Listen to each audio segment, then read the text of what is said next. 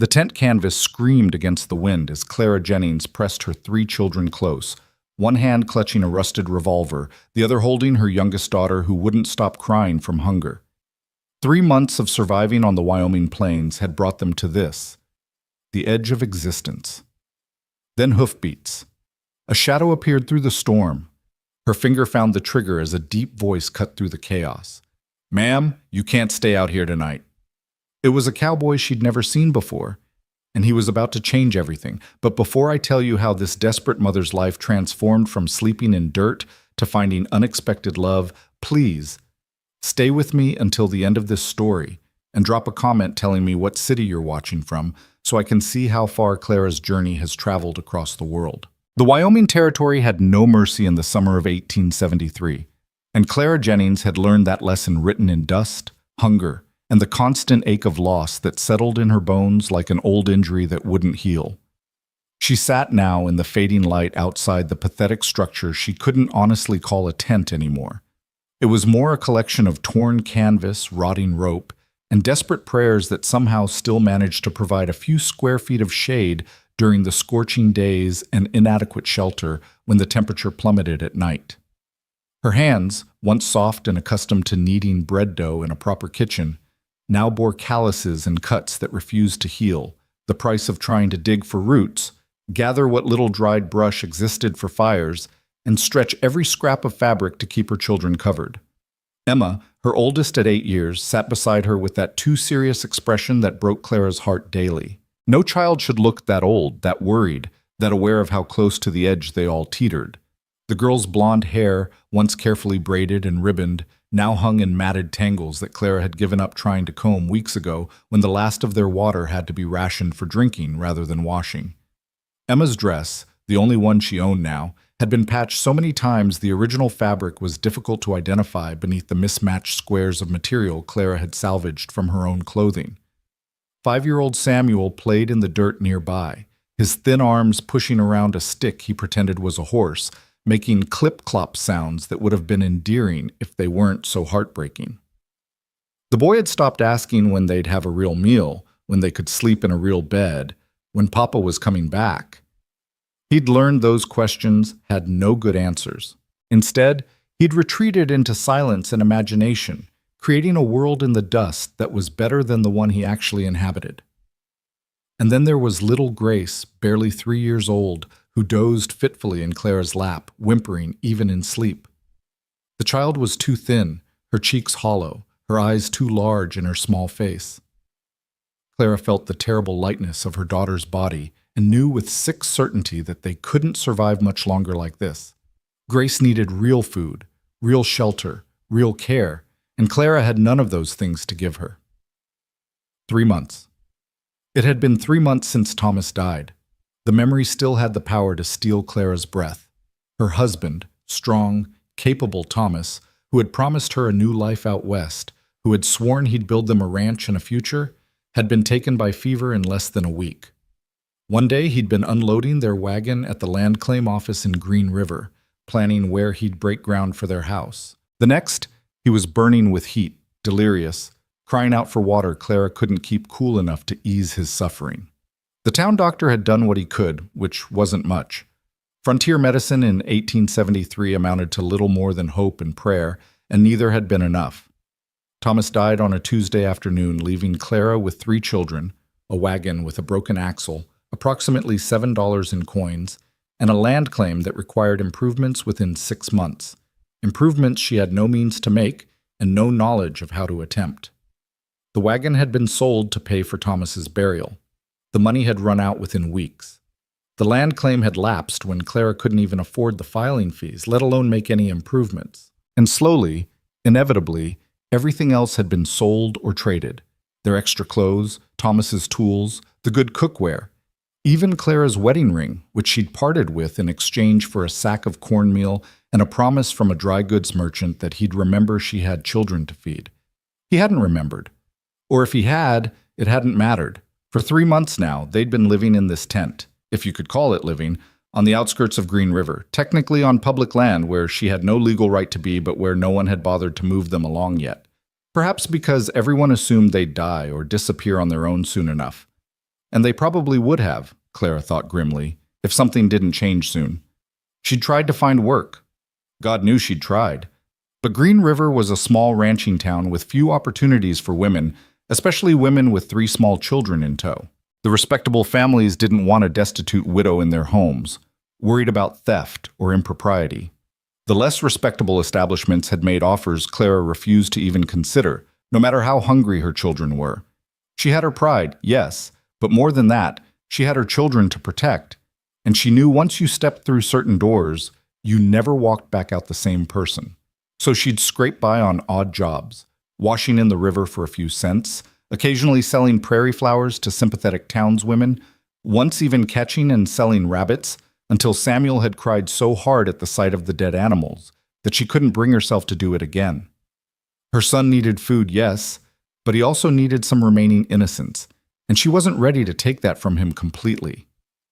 The revolver beside her on the ground was Thomas's, a Navy Colt that she barely knew how to use but kept loaded and within reach at all times.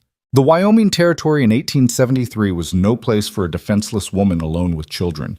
She'd already had to brandish it twice at men who'd gotten the wrong idea about a woman living in a tent without a man's protection. She hadn't fired it, didn't trust her aim, and couldn't spare the ammunition, but the sight of it had been enough both times. So far. Now, as the sun sank lower and the wind picked up, the kind of wind that preceded the violent summer storms that rolled across the plains with little warning, Clara felt the familiar knot of fear tighten in her chest.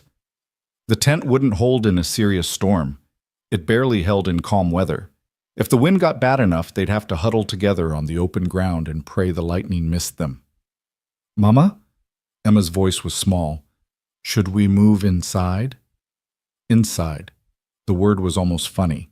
Inside meant crawling into the stuffy, cramped space beneath the sagging canvas, where the temperature was somehow both suffocating and chilling, where spiders dropped from the ceiling and scorpions occasionally wandered in looking for shade, where the smell of unwashed bodies and unchanged baby cloths and desperation clung to every breath. "Not yet, sweetheart," Clara said, smoothing her daughter's matted hair. "Let's enjoy the breeze a little longer."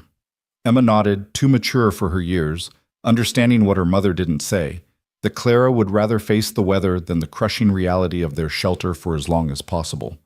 The sky was darkening now, not just from the approaching dusk, but from storm clouds building to the west, massive and ominous, the kind that could bring hail and torrential rain and wind strong enough to tear a tent from its moorings. Clara's stomach clenched. They needed to prepare what little they could. Bring the water bucket inside, make sure Samuel came in before it hit, maybe try to drive the tent stakes deeper into the hard ground. She was just about to wake Grace and move everyone when she heard it, the sound of hoofbeats. Clara's hand went immediately to the revolver, her fingers closing around the worn grip as she rose to her feet, depositing Grace gently on the ground where the child stirred but didn't fully wake. Emma scrambled up beside her mother, and Samuel stopped playing, his stick horse forgotten as he watched a lone rider emerge from the gathering gloom. The man was tall in the saddle, wearing a wide-brimmed hat pulled low against the wind, a dark coat despite the summer heat, and the unmistakable bearing of someone who spent his life on horseback. His horse, a sturdy sorrel mare, moved with the easy gait of an animal well cared for and sure-footed on the rough terrain. Clara's heart hammered as she raised the revolver, not quite pointing it at the stranger, but making sure he could see it in her hand. She'd learned that hesitation invited trouble, and the last thing she needed right now was trouble. "That's close enough," she called out, proud that her voice didn't shake despite the fear coursing through her veins. "State your business and move along." The rider reined his horse to a stop about 20 feet away, far enough to be non-threatening, but close enough that Clara could make out his features in the fading light. He was younger than she'd expected, maybe early 30s, with dark hair visible beneath his hat, a strong jaw shadowed with several days' worth of stubble, and eyes that were hard to read in the dimness, but seemed to be assessing the situation with more concern than menace. "Evening, ma'am," he said, his voice steady and deep, carrying easily over the rising wind. "Name's Rowan Tate. I'm the foreman at Dusty Spur Ranch about 5 miles east of here." He paused, glancing at the tent, at the children, at Clara's defensive posture. "Mean no harm. Just riding back from town and saw your camp. Got a storm coming in hard. You and the young ones planning to ride it out here?" Clara's grip on the revolver didn't loosen. Our plans are our own business, Mr. Tate. Thank you for your concern, but we'll manage. Even as she said it, a particularly strong gust of wind hit the tent, and Clara heard the ominous sound of canvas ripping further, one of the support ropes snapping with a sound like a gunshot. Emma gasped and pressed against her mother's side. Rowan Tate's expression tightened. He dismounted slowly, keeping his movements deliberate and unthreatening, his hands visible. Ma'am, I don't mean any disrespect, but that tent's not going to last through what's coming. I can see it's torn in 3 places already, and those stakes won't hold in mud once the rain starts. If the wind gets under that canvas— We've weathered storms before, Clara interrupted, but her voice lacked conviction. They had weathered storms, but barely, and never one of the serious summer tempests that could turn deadly in minutes. I'm sure you have, Rowan said calmly. He was closer now, having walked his horse forward a few steps, and Clara could see his face more clearly. There was no threat in it, no predatory calculation she'd learned to watch for in men's eyes. Instead, there was something that looked almost like concern, maybe even compassion, which made her even more wary. In her experience, men didn't offer compassion without expecting something in return. But ma'am, he continued, this one's going to be bad. I've seen that sky before. You got, maybe 20 minutes before it hits, and when it does, he gestured at the tent. That's not going to protect anyone. You'll be better off in the open if it comes down, and that's no place for children in hail and lightning. As if to punctuate his words, thunder rumbled in the distance, deep and threatening. Grace woke with a startled cry, and Samuel abandoned his play area to run to Clara's side, wrapping his thin arms around her legs. Clara felt the weight of impossible choices pressing down on her. Pride said to send this stranger away, to handle this crisis the way they'd handled everything else, alone, desperate, barely surviving. But maternal instinct, the fierce drive to protect her children that had kept her fighting through 3 months of hell, whispered something different. What if he was right? What if the tent came down in the storm? What if hail started falling and she had no way to cover the children? What if lightning struck close and they were pinned under wet canvas with nowhere to run? She'd been so focused on maintaining her dignity, on not becoming an object of charity or worse, that she hadn't fully considered that her pride might actually cost her children's lives. Mama? Emma whispered. I'm scared. The wind gusted again, harder this time, and Clara felt the first cold drops of rain on her face. The storm was coming faster than she'd thought. Rowan Tate stood there, patient, his hat now in his hands in a gesture of respect, waiting for her decision. Up close, Claire could see he wasn't just some drifter or opportunist. His clothes, while worn, were well maintained. His boots were good quality, his horse healthy and calm. He carried himself with the quiet confidence of a man who knew his own capability and didn't need to prove it through aggression or intimidation. What exactly are you offering, Mr. Tate? Clara heard herself ask, hating the slight tremor in her voice, but needing to understand the terms before she committed to anything. There's a foreman's cabin about a mile from here, Rowan said promptly. Been empty for a few months since the last foreman moved on. It's nothing fancy, 1 room, stone fireplace, wooden floor, solid roof, but it's dry and it's safe. I'm offering to take you and your children there for the night, get you out of this storm. Tomorrow, in the daylight, you can make whatever decisions you need to make. But tonight, he glanced at the darkening sky. Tonight, you need to be somewhere that canvas and tent stakes can't fail you. And what do you expect in return? The question came out harder than Clara intended, but she had to know. She'd learned that nothing came without a price, especially not kindness from strangers. Rowan's jaw tightened slightly, and for a moment something that might have been hurt flashed in his eyes before his expression smoothed into neutrality. Nothing, ma'am. You'd be doing me a favor, honestly. That cabin should have someone in it keeping the roof from leaking and the critters from moving in. You'd be helping maintain ranch property. It was a lie, Clara knew, a polite fiction to let her accept help without feeling like charity, but it was a kind lie, and she found herself desperately wanting to believe it. Another crack of thunder, closer now, made the decision for her. All right, she said softly, then louder as the wind picked up. All right, we'll accept your offer, Mr. Tate, but just for tonight, just until the storm passes. If Rowan felt any triumph or satisfaction at her acceptance, he didn't show it. Instead, he simply nodded and immediately started moving with practiced efficiency. Good. We need to move fast. Ma'am, can you gather what you need quickly? Essentials only. We'll be on horseback and the rain's about to start in earnest. Clara's mind raced. Essentials. What did they have that qualified as essential? Everything they owned was already essential by definition. But she knew what he meant. What could they carry on horseback in a storm? Emma, she said quickly, get the water bucket and the blankets from inside the tent. Samuel, grab your sister's hand and don't let go. Mr. Tate, can you help me with… She didn't finish the sentence because at that moment, the wind hit with the force of something alive and angry. The tent didn't just flutter or bend. It seemed to explode upward as if a giant hand had grabbed it and yanked. The main support pole snapped with a crack. Canvas tore with a sound like screaming, and suddenly the entire structure was collapsing in on itself, stakes pulling free from the ground and the whole mess tumbling across the dirt like massive tumbleweed. Grace shrieked. Samuel started crying. Emma stood frozen, staring at the destruction of what had been their home, inadequate as it was. Clara felt her stomach plummet. Everything they owned, their few clothes, Thomas's razor she'd kept as a memento, the small tin box with a lock of each child's baby hair, the Bible that had belonged to her grandmother, all of it was now trapped under that tangle of canvas and broken poles.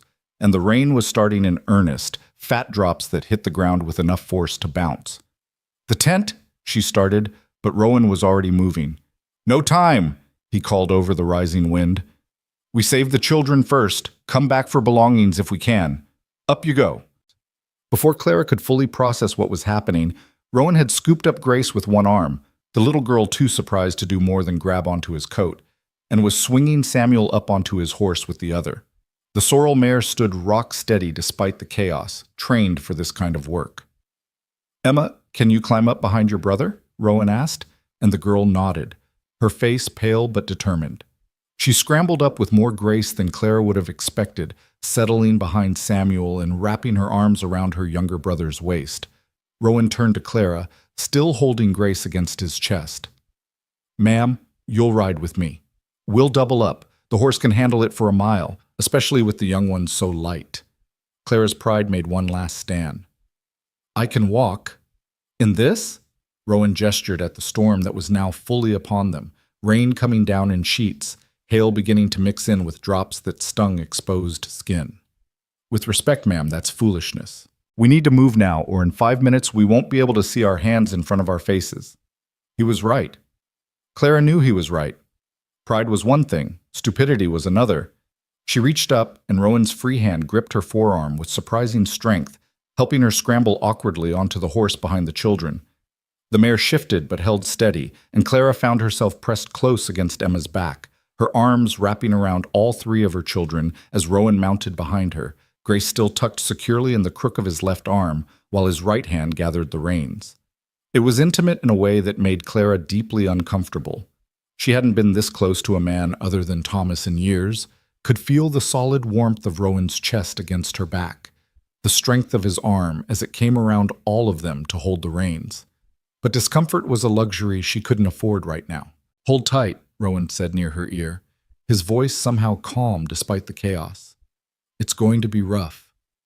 The mare launched into a canter before Clara could respond, and suddenly they were moving through the storm, rain lashing at them from every direction, the world reduced to flashes of lightning that illuminated the plains in stark white bursts, followed by darkness so complete Clara couldn't see anything at all. She held her children tight, felt Grace crying against Rowan's chest, heard Samuel whimpering, felt Emma trembling but silent. The ride seemed to last forever and no time at all. Clara lost all sense of direction, simply trusting that this stranger knew where he was going, hoping desperately that she hadn't made a terrible mistake in accepting his help. Then, through the rain, she saw it. The dark shape of a structure, small but solid-looking, barely visible through the downpour. The cabin. Rowan guided the horse right up to what must have been the front door, and in another flash of lightning, Clara could see it clearly. A single-room cabin, log walls, stone chimney, a covered porch that was currently providing blessed protection from the worst of the rain. Inside, quickly! Rowan was off the horse in one smooth motion, reaching up to take Grace, then helping Samuel and Emma down, finally offering Clara his hand to dismount. Her legs nearly buckled when her feet hit the ground. She wasn't used to riding, especially not in those conditions, but Rowan's hand steadied her, his grip firm but not constraining. "The door's unlocked," he said, already pushing it open to reveal darkness within. "Get everyone inside. I need to tend to the horse. Get her under cover. I'll be back in 2 minutes." Clara gathered her children and stumbled into the cabin just as another crack of thunder shook the sky. Behind her, she heard Rowan leading the mare away, presumably to some kind of shelter that must exist nearby. For a moment, they all just stood there in the darkness, dripping and shaking, too stunned to do anything else. Then Emma found her voice. "Mama, are we safe?" Clara wanted to say yes. She wanted to promise that they were safe, that everything would be fine, that the strange cowboy who had appeared out of nowhere was trustworthy and kind, and that this cabin represented salvation rather than a different kind of danger. But she'd learned in the past 3 months that promises were fragile things, easily broken, and that safety was an illusion that could be shattered in a moment. So instead, she simply pulled her children close and said, "We're out of the storm. That's enough for right now."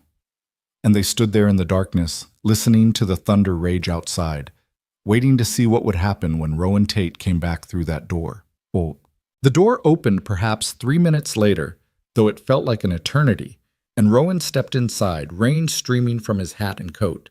He closed the door firmly behind him, shutting out the worst of the storm's fury, and Clara heard him moving in the darkness with the confidence of someone familiar with the space. "There's a lamp here somewhere," he muttered, and she heard the sound of fumbling, glass clinking, then the scratch of a match. Light flared, small at first as Rowan lit a lamp on a table near the door, but it grew and spread as he adjusted the wick, and for the first time Clara could see the cabin properly. It was, as Rowan had said, nothing fancy. One large room, maybe 15 feet square, with a stone fireplace dominating one wall, a narrow window on each of the other 3 walls, and a plank floor that was weathered but solid. There was a table with 2 chairs, a narrow bed against the far wall with a thin mattress, a small wood stove in addition to the fireplace, and several shelves that held a few basic supplies, tin plates, cups, what looked like a sack of cornmeal. Compared to the tent that had been their home for 3 months, it looked like a palace. Grace had stopped crying and was staring around with wide eyes. Samuel's hand had loosened its death grip on Clara's skirt.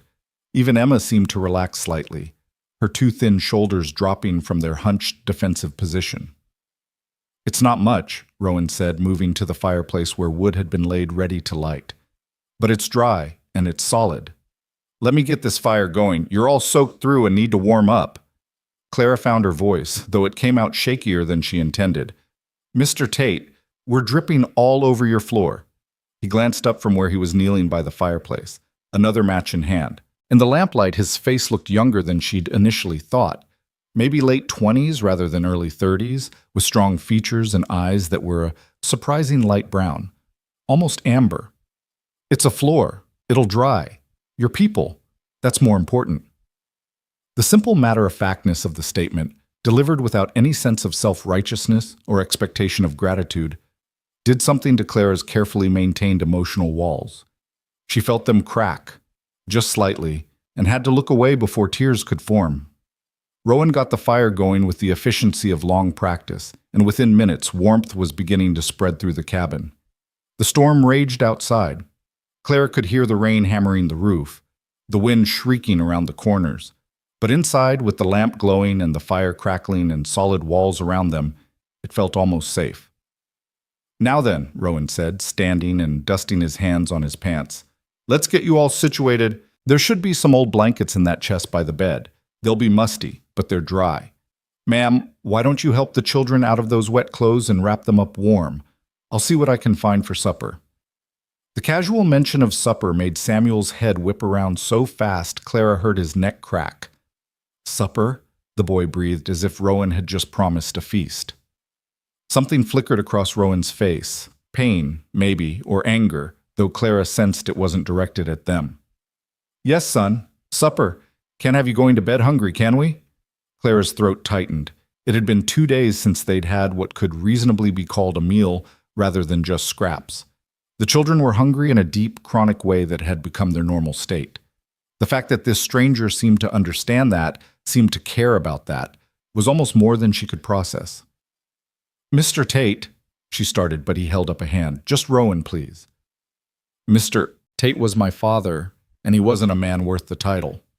He moved to the shelves, pulling down the cornmeal sack and what looked like a jar of preserves. "And before you tell me again that you don't want charity, let me say this. I'm the foreman of Dusty Spur. Part of my job is maintaining the line cabins and keeping them stocked with basics in case any of the hands need to use them. This cabin, those supplies, they're not mine personally. They belong to the ranch, and you're using ranch property, so you're not taking anything from me. You understand?" It was another kind lie, and they both knew it. But Clara was tired, so tired, of fighting, of pride, of pretending they didn't desperately need help. So she simply nodded and turned her attention to her children. The blankets in the chest were indeed musty, but they were thick wool and blessedly dry. Clara helped her children out of their wet, filthy clothes, trying not to notice how prominent their ribs were, how thin their arms had become. She wrapped each of them in blankets until they looked like small, damp cocoons, and settled them on the floor near the fire where they could warm up. Grace immediately stuck her thumb in her mouth and leaned against Emma, her eyes already drooping with exhaustion. Samuel sat very still, watching Rowan with a mix of hope and distrust that broke Clara's heart. Emma, ever the responsible one, kept glancing at Clara as if checking to make sure her mother was still there, still in control, still keeping them safe. Clara's own dress was soaked through, clinging uncomfortably to her skin, but she had nothing to change into. Everything they'd owned had been in that tent, and now it was buried under collapsed canvas in the mud, probably ruined beyond recovery. The realization that they literally had nothing now except the wet clothes on their backs was almost overwhelming. "There's a shirt and some pants in that chest too," Rowan said without looking up from where he was mixing something in a bowl. "They'll be too big, but at least they're dry. There's a blanket you can hold up in the corner there for privacy." Clara felt heat rush to her face. The intimacy of a strange man telling her to change clothes in his presence was shocking, improper, the kind of thing that would scandalize anyone from her old life back east. But that life was gone, and propriety was another luxury she couldn't afford. Hypothermia cared nothing for social conventions. "Thank you," she managed, retrieving the clothing and the blanket Rowan indicated. She rigged up a makeshift privacy screen in the corner farthest from the fire, acutely aware that it was fairly useless. Rowan could probably see her shadow through the thin blanket, but at least it was something. She peeled off her wet dress, her underthings that were torn and stained from months of hard living, and pulled on the dry clothes. The shirt hung past her thighs, the pants had to be rolled up several times at the ankle, and she had to tie a piece of rope around the waist to keep them from falling off. She looked ridiculous, she was sure, but she was dry. When she emerged from behind the blanket, Rowan glanced up briefly, nodded once as if satisfied she wasn't going to freeze to death, and returned his attention to cooking. If he found anything amusing or inappropriate about her appearance, he didn't show it. The smell of cooking cornmeal and something else, beans maybe, was making Clara lightheaded with hunger. She realized she hadn't eaten since yesterday morning, having given her small portion to Grace, who had been crying from hunger pains. "Should be ready in about 10 minutes, Rowan said, stirring the pot that now hung over the fire. "It's just Johnny cakes and beans, nothing fancy, but it'll fill your bellies." "It smells like heaven," Emma whispered, and Clara had to agree. Those 10 minutes felt longer than the entire storm ride.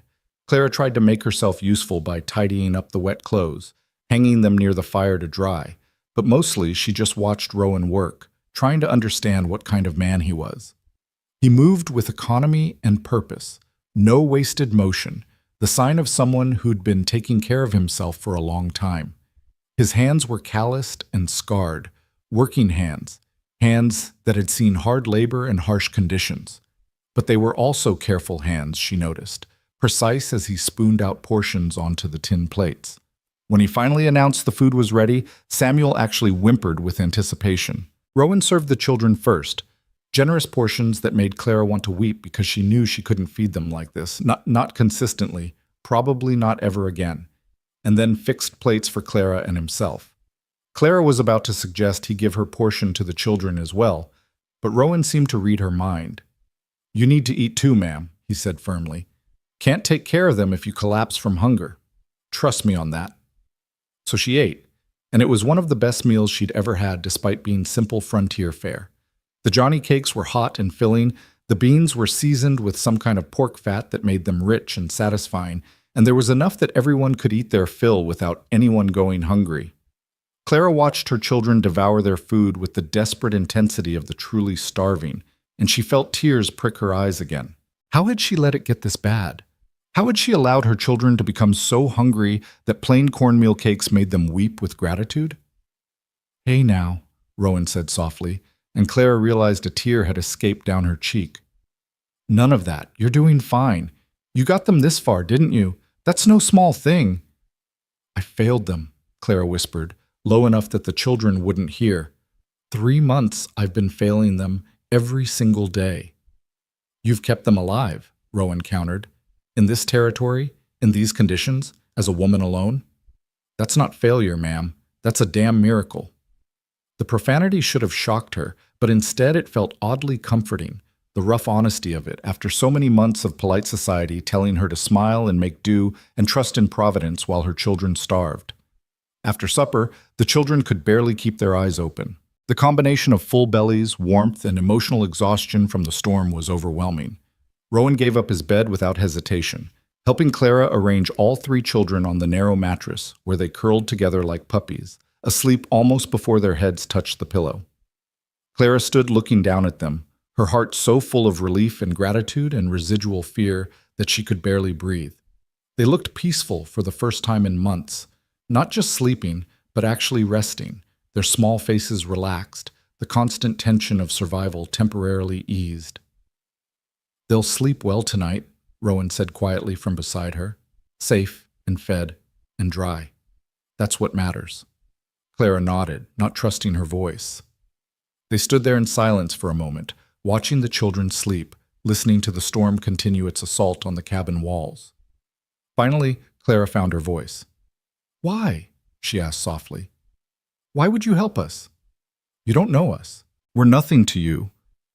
Why would you do this?" Rowan was quiet for so long Clara thought he might not answer.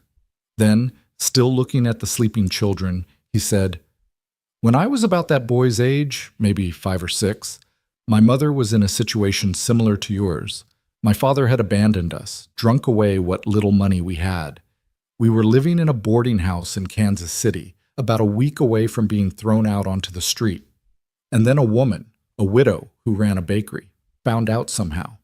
She never said how, but she offered my mother a job and a room above the bakery for us to live in. No questions asked, no judgment passed, just help when we desperately needed it." He paused, his jaw working as if the memory was still painful.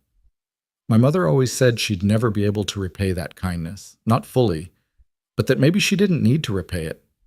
Maybe she just needed to pass it forward when she had the chance. Help someone else the way she'd been helped." He turned to look at Clara then, and his eyes were serious. "She died before she ever got that chance. Consumption took her when I was 12. But before she passed, she made me promise I'd remember what that baker did for us. Made me swear that if I ever had the means to help someone who was struggling the way we struggled, I wouldn't hesitate. I wouldn't let pride or fear or propriety stop me from doing what was right." Clara felt something shift in her chest, her carefully maintained suspicion cracking. "I'm sorry about your mother," she said softly. "Me too." Rowan's voice was rough. "But her lesson stuck. So when I saw you and those children in that tent, with that storm coming," he shrugged. "I heard her voice in my head, clear as if she was standing next to me, and I knew what I had to do." "I don't know how to thank you," Clara whispered. "Then don't," Rowan said simply. "Just rest tonight. Let your children sleep safe. Tomorrow we can figure out what comes next. But tonight, you've got a roof over your head, and food in your belly, and dry clothes. That's enough for now." And it was. Clara knew that tomorrow would bring a whole new set of problems and decisions and fears. But tonight they were safe. Tonight they were warm.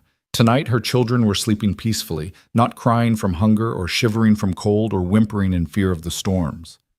Tonight was enough. Clara woke to silence, and for a confused, disoriented moment couldn't remember where she was. The The silence itself was wrong. For 3 months she'd woken to the sound of wind flapping canvas, to the rustle of insects, to the open emptiness of the plains. But now there was only quiet, broken by the soft breathing of her children and the faint crackle of embers in a fireplace. A fireplace. Memory flooded back, the storm, the stranger, the ride through rain and darkness, this cabin. She sat up quickly, her borrowed shirt twisted around her torso, and looked around the dim interior. Dawn light filtered through the windows, weak and gray, but enough to see by. The children were still asleep on the bed, tangled together in the wool blankets. Grace had her thumb in her mouth, Samuel was sprawled on his back, with one arm thrown over his eyes, and Emma was curled protectively around both of them, even in sleep taking on the role of guardian. They looked so peaceful, so young, in a way they hadn't looked in months, and Clara felt her chest tighten with a complicated mix of emotions she couldn't quite name. Rowan was nowhere to be seen. Clara stood carefully, her muscles stiff from sleeping on the hard floor near the fire, where she'd insisted on making her bed after the children had been settled. She'd refused to take the bed from Rowan, and after a brief argument that she'd won through sheer stubborn determination, he'd accepted the floor on the opposite side of the cabin, maintaining a respectful distance that had eased some of her anxiety about spending the night in a strange man's shelter. But now he was gone, and Clara felt a spike of panic. Had he left? Had last night been some kind of elaborate setup, and now she'd wake to find herself trapped here, or owing some debt she couldn't pay, or... The door opened, cutting off her spiraling thoughts, and Rowan stepped inside carrying an armload of firewood.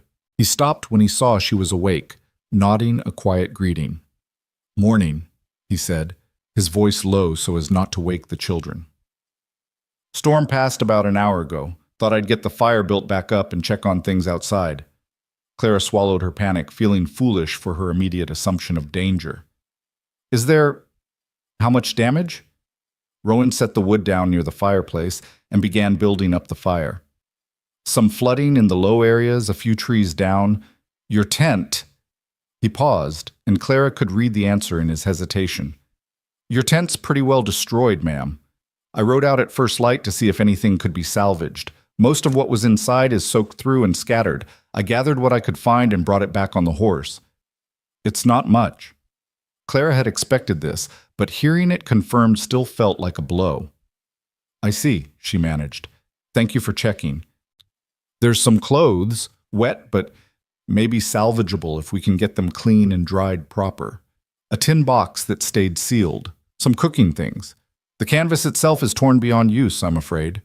Rowan worked as he talked, his hand steady on the wood. "I left it all on the porch to drain, didn't want to bring the mud inside." "Of course." Clara felt numb. Everything. They'd lost everything. Not that they'd had much, but still. Thomas's razor, the children's few toys, her grandmother's Bible, the photographs of her parents that had been wrapped in oilcloth in the bottom of their traveling trunk. All of it gone, scattered across the Wyoming plains or buried in mud. "The tin box," Rowan said carefully, glancing at her. "It had some papers in it. Looked important, so I made sure it was secure. And there was something wrapped in cloth that felt like it might be a book?" Clara's breath caught. "The Bible?" "Checked it. The oilcloth held. It's damp around the edges, but readable."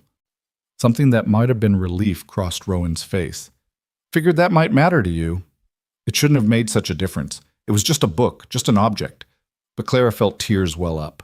Her grandmother's Bible, the one she'd carried from Boston when she married, the one with all the family names written in the front, the one she'd planned to pass down to Emma someday. It had survived. "Thank you," she whispered.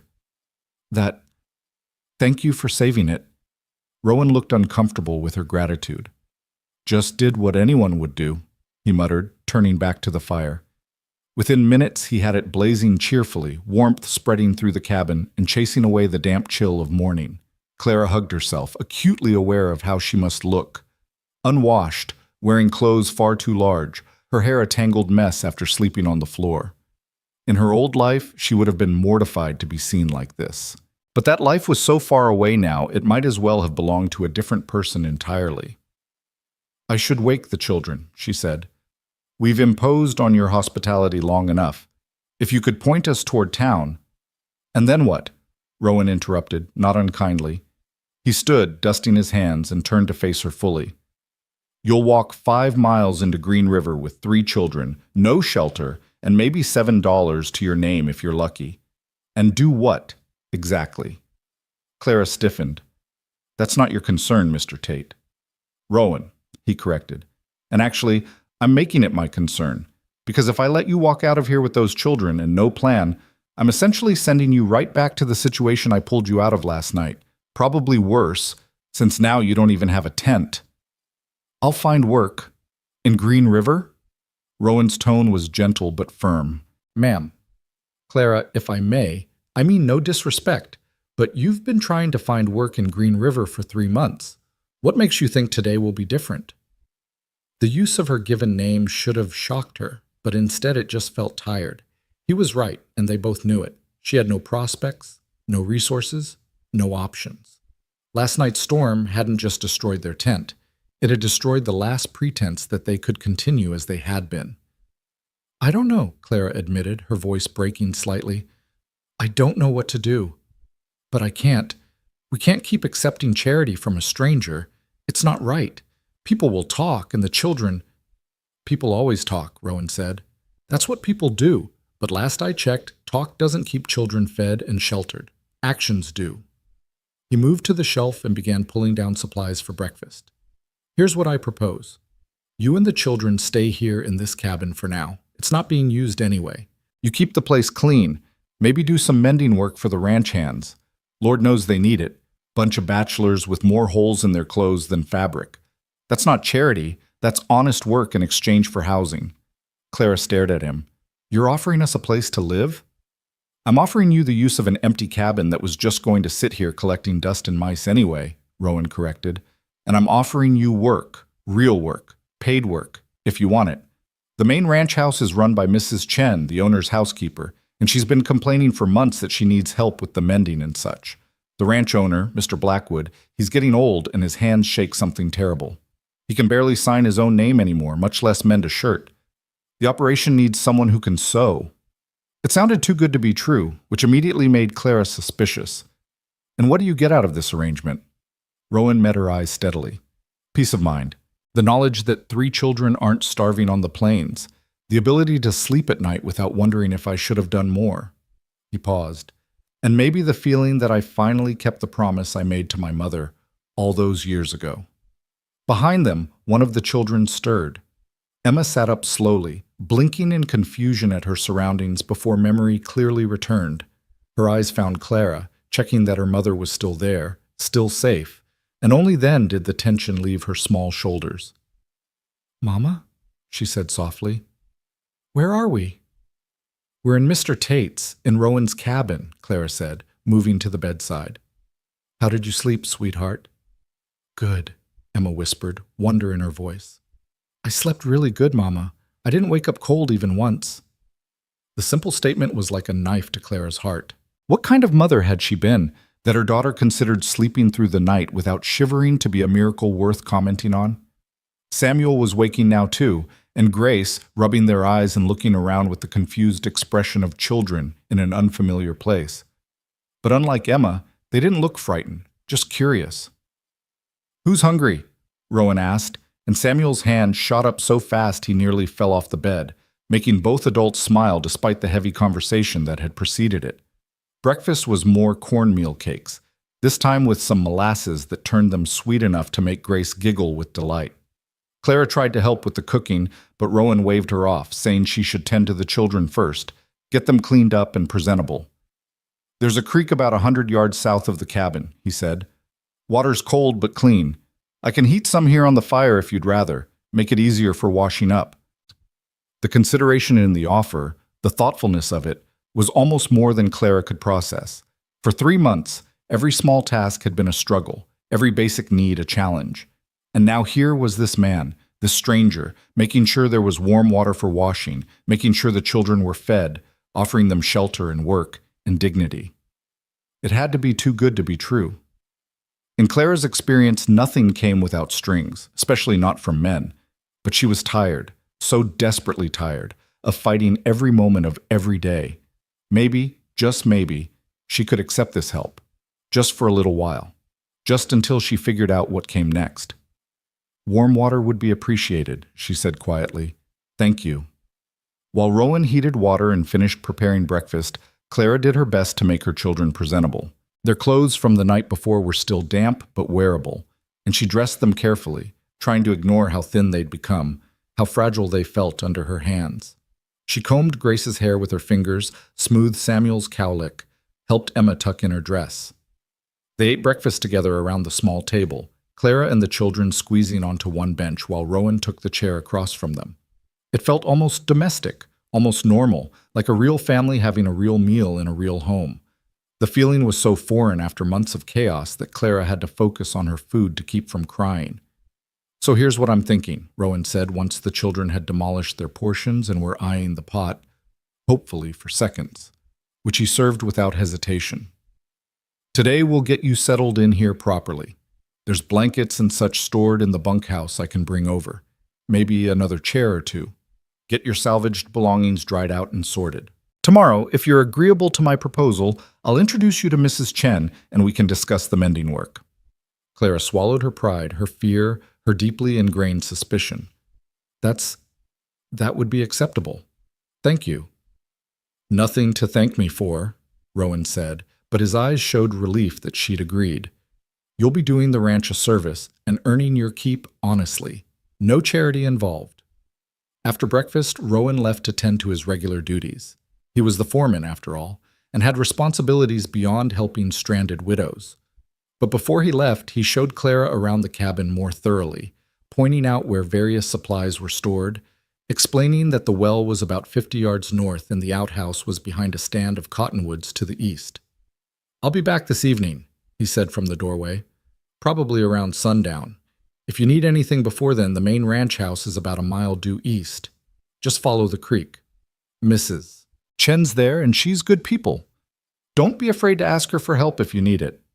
Then he was gone, riding off on his sorrel mare, and Clara was left alone with her children in this cabin that felt simultaneously like salvation and like a trap she didn't yet understand. The day passed in a strange mixture of anxiety and relief. Clara kept herself busy cleaning the cabin, which was actually quite clean already, but gave her something to do, and sorting through the salvaged items Rowan had left on the porch.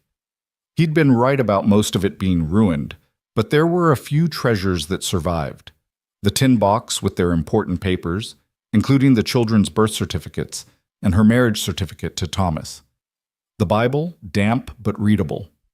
A small cloth doll that had been Emma's, somehow caught on a shrub and not buried in mud.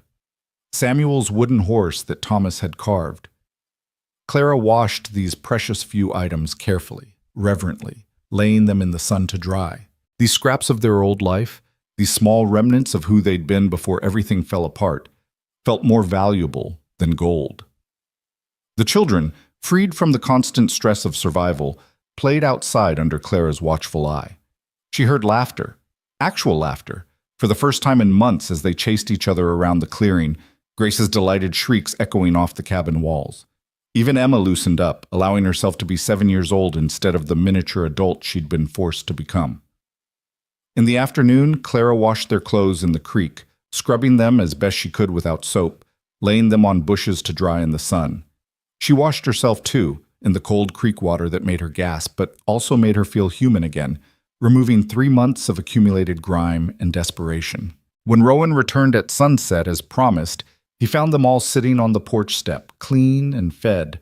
Clara had figured out the cast iron pan and made a simple supper from the cabin stores, and looking more like a family than like refugees from disaster. He stopped his horse a few feet away, taking in the scene, and something soft crossed his face. "You look settled," he observed. "We're managing," Clara replied, which was the most optimistic thing she'd said in months. Rowan dismounted, reaching into his saddlebags. "Brought some things from the bunkhouse, extra blankets, another pillow, some soap I thought you might need. And Mrs. Chen sent over some clothes she thought might fit the children, hand-me-downs from the owner's grandchildren, who visit sometimes." Clara's throat tightened. Charity again, dressed up as casual generosity, but charity nonetheless. She should refuse, should maintain her dignity. But then she looked at her children in their worn, patched clothing and found she couldn't form the words. "That's very kind of Mrs. Chen," she managed. "She's excited to meet you tomorrow," Rowan said, carrying the items inside. "Fair warning, she's a bit overwhelming at first. Talks a lot, moves fast, has opinions about everything, but she's got a good heart, and she runs that ranch house like a general runs an army. You'll like her once you get past the initial shock." He helped Clara arrange the extra blankets on the bed, creating proper sleeping spaces for the children. He set up the second pillow, Clara had been planning to do without, and placed the soap on the shelf near the water bucket with the same casual efficiency he brought to everything. "There's one more thing," Rowan said when they were back outside, the children having gone to explore the creek one last time before dark. He pulled a small leather pouch from his pocket, weighing it in his hand with an expression that suggested he was unsure how to proceed. "This is awkward, but you mentioned having about $7 to your name. That's not enough to get by on, even with the cabin and work. So I talked to Mr. Blackwood, the ranch owner, and explained the situation. He agreed to advance you the first week's wages for the mending work. It's not much, maybe $10, but it should tide you over until you get properly established." He held out the pouch, and Clara stared at it like it was a snake. $10. Added to her 7, that was $17. More money than she'd had in her hand since Thomas died. It represented food, supplies, security. It represented survival. But it also represented debt, obligation, the potential for strings she couldn't see yet. "I can't accept that," she said, even as every practical part of her screamed that she was being a fool. "That's too much. I haven't even done any work yet." "It's an advance," Rowan said patiently. "You'll work it off. That's how wages work, Clara. The ranch pays you, you do the work. Mr. Blackwood's just starting the cycle a bit early to help you get on your feet." "But what if I can't do the work? What if Mrs. Chen decides I'm not suitable? Then I'll owe the ranch money I can't repay." Rowan sighed, and for the first time she saw a flash of frustration cross his face. "Why are you fighting this so hard? Why is it so difficult for you to accept help?" "Because help always comes with a price." The words burst out before Clara could stop them. 3 months of fear and suspicion and painful lessons learned rushing to the surface. "Because every time someone's offered help before, there were expectations, conditions, things I wasn't willing to give. So forgive me if I'm wary of a man I barely know offering me money and shelter and work without understanding what he expects in return." The frustration vanished from Rowan's expression, replaced by something that looked almost like pain. "I expect nothing," he said quietly, "except that you take care of those children and give them a better life than sleeping in a tent. That's all. No other conditions, no hidden expectations, no debt beyond honest work for honest pay." They stood there in the gathering darkness, the pouch of money between them like a physical representation of the trust Clara was so afraid to give. She wanted to believe him. God, she wanted to believe him. But fear was a powerful thing, and she'd been afraid for so long she didn't know how to stop. "Mama?" Emma's voice came from behind them, and Clara turned to see her daughter standing in the doorway, Grace on her hip and Samuel holding her hand. "Is everything all right?" The sight of her children, clean, fed, safe in the doorway of a solid cabin instead of shivering in a collapsing tent, made the decision for her. She couldn't let pride or fear cost them this chance. She couldn't be so damaged by past experiences that she threw away their future. "Everything's fine, sweetheart," Clara said, then turned back to Rowan and held out her hand for the pouch. "Thank you. For the advance. I'll work hard to earn it." Relief washed over Rowan's face. "I know you will," he said simply, placing the pouch in her palm. His hand was warm, calloused, steady. "Now get those children to bed. Tomorrow's going to be a busy day." That night, with her children tucked into the bed with proper blankets and full bellies, with money in her pocket and the promise of real work tomorrow, Clara lay on her makeshift pallet near the dying fire and tried to understand what was happening. She'd spent 3 months in survival mode, every decision driven by desperation, every day a battle, just to see the next sunrise. And now, suddenly, there was this cowboy, this stranger who'd appeared out of a storm, offering them a life. Not charity, he kept insisting, just help. Just the same kind of help his mother had received once, now being passed forward to someone else who needed it. Could she trust it? Could she trust him? Clara didn't know, but she knew she was tired of fighting alone, tired of watching her children suffer, tired of pretending she could do this all by herself. Maybe it was time to take a leap of faith. Maybe it was time to believe that not everyone had ulterior motives, that some people really did help simply because it was the right thing to do. Or maybe she was being a fool, and tomorrow would reveal the catch, the hidden price, the inevitable disappointment. But even if it did, at least tonight her children were safe and warm. At least tonight they'd gone to bed with full stomachs and clean clothes. At least tonight they'd had one good day. Sometimes, Clara thought as sleep finally claimed her, one good day was all you could ask for. And if tomorrow brought another good day and the day after that another, well, maybe eventually enough good days would add up to something like hope. The next morning arrived with clear skies and birdsong, the storm's violence erased by sunshine that poured through the cabin windows and painted everything gold. Clara woke to find Emma already up and trying to help Grace get dressed, and Samuel attempting to build up the fire with more enthusiasm than skill. They were playing house, she realized, acting out the roles of a normal family in a normal home, something they'd been denied for so long it had become a game of pretend.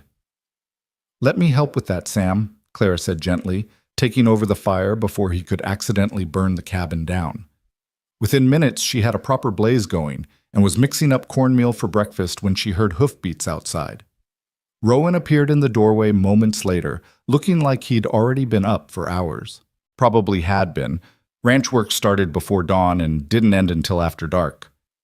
"Morning," he said with that same calm friendliness he always showed. "Everyone ready to meet Mrs. Chen?" Clara's stomach flipped nervously. This was it, the real test. If Mrs. Chen didn't approve of her, if the housekeeper decided Clara wasn't suitable for the mending work, then all of this would fall apart. They'd be back where they started, but somehow even more desperate because now Clara had tasted what security could feel like and would have to watch it slip away. "Ready as we'll ever be," she said, smoothing down the borrowed shirt that she'd slept in, wishing desperately for something more presentable to wear. She looked like a vagrant, she knew. Thin, worn, dressed in men's clothing, her hair barely tamed into a braid. Not exactly the image of a respectable seamstress. But Rowan just smiled. "Mrs. Chen doesn't care much about appearances," he said, as if reading her mind. "She cares about whether you can sew a straight seam and whether you'll show up when you say you will. Everything else is just noise." The ride to the main ranch house was accomplished with all four of them on Rowan's patient mare, who seemed utterly unfazed by the unusual load. Clara held Grace in front of her while Emma and Samuel clung to Rowan's waist, and they made their way slowly along the creek path he'd indicated yesterday. The dusty spur ranch house appeared through the trees like something out of a storybook, a sprawling structure of dark wood and stone, 2 stories tall with a wraparound porch and actual glass windows that reflected the morning sun. It was easily the finest building Clara had seen since leaving Kansas City, and the sight of it made her acutely aware of how far she'd fallen in the world. Once, she'd lived in a house not entirely unlike this one. Once, she'd been respectable. "Don't let it intimidate you," Rowan murmured as he helped her dismount. "It's just a house. Big, but still just a house." Before Clara could respond, the front door banged open, and a small, formidable woman emerged onto the porch, like a general surveying her troops. She was Chinese, Clara realized with some surprise. Not common this far west, but not unheard of either. Her hair was pulled back in a severe bun. Her clothes were practical and spotless, and her eyes were sharp enough to cut glass as they assessed the newcomers. "So," Mrs. Chen said in accented but perfectly clear English, her hands on her hips. "This is the widow and children Rowan tells me about, the ones living in a tent, nearly died in the storm, yes?" Clara felt heat rush to her cheeks. Hearing her situation summarized so bluntly, so publicly, was mortifying. But she lifted her chin and met Mrs. Chen's gaze directly. "Yes, ma'am. I'm Clara Jennings. These are my children, Emma, Samuel, and Grace." Mrs. Chen descended the porch steps with surprising speed for someone who looked to be in her 60s, circling Clara like a hawk examining prey. Clara fought the urge to fidget under that intense scrutiny, keeping her spine straight and her expression calm even though her heart was hammering. "Too thin," Mrs. Chen announced. "All of you, too thin. But that can be fixed. What cannot be fixed is lazy or dishonest. So let me ask you straight. Are you lazy? No, ma'am, Clara said firmly. Are you dishonest? No, ma'am. Can you sew? Yes, ma'am. I can sew, mend, darn, embroider, and do basic tailoring. My mother taught me from the time I was 5 years old. Good. Mrs. Chen turned to the children, who were pressed against Clara's legs, clearly intimidated by this whirlwind of a woman. Her expression softened slightly. You, oldest girl, you know how to wash dishes? Emma nodded mutely. You speak up when spoken to, child. Do you know how to wash dishes or not? Yes, ma'am, Emma squeaked. I can wash dishes. Then you can help in the kitchen while your mother works. Boy, you know how to gather eggs? Samuel's eyes widened. There's chickens? Of course there's chickens. What kind of ranch doesn't have chickens? Can you gather eggs without breaking them? I think so. Mrs. Chen's lips quirked in what might have been amusement. Then you will learn. And the little one, she stays with mother, yes? Too young for work. Yes, Clara said. Grace stays with me. Mrs. Chen nodded decisively. Good, then is settled. Come, I show you the workroom. Rowan, you stop hovering like nervous father. I will not eat them. Go do your actual job. Rowan caught Clara's eye, and she saw reassurance there, encouragement. You'll do fine, he said quietly. Then, louder to Mrs. Chen, I'm going. Try not to terrify them too much on the first day. I only terrify people who deserve terrifying, Mrs. Chen called back, already ushering Clara toward the house.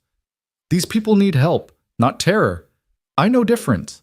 And just like that, Clara found herself swept into the ranch house, through a spotless kitchen that smelled like fresh bread and coffee, down a hallway lined with photographs of stern-looking people, and into a sunlit room at the back of the house that was clearly set up for sewing work. A large table dominated the center of the room, surrounded by baskets overflowing with clothing that needed mending. A sewing machine, an actual treadle sewing machine, sat against one wall, and shelves held neat rows of thread, buttons, patches, and other supplies.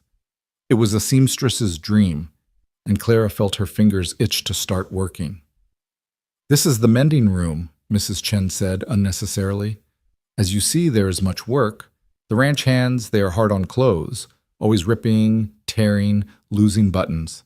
The old seamstress, she left 6 months ago to get married, and since then the pile only grows bigger. Mr. Blackwood, he has been after me to find someone new, but good help is hard to find in Wyoming. She fixed Clara with that sharp gaze again. So here is what I offer.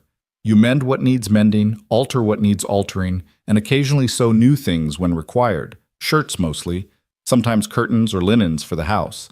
You work 4 days a week, mornings until afternoon. This gives you time for your own children and your own household. I pay $2 per week, plus you keep the cabin rent-free, plus meals while you work here.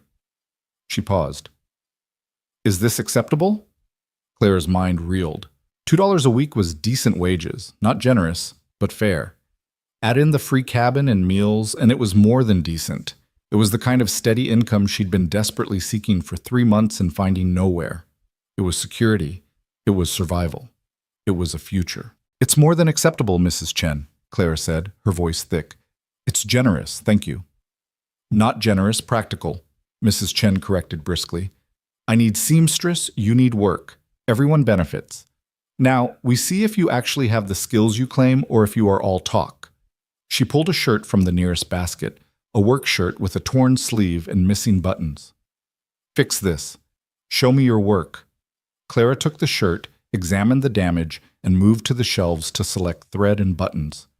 Her hands were shaking slightly from nerves, but once she sat at the table with needle and thread, once she made the first stitch, muscle memory took over.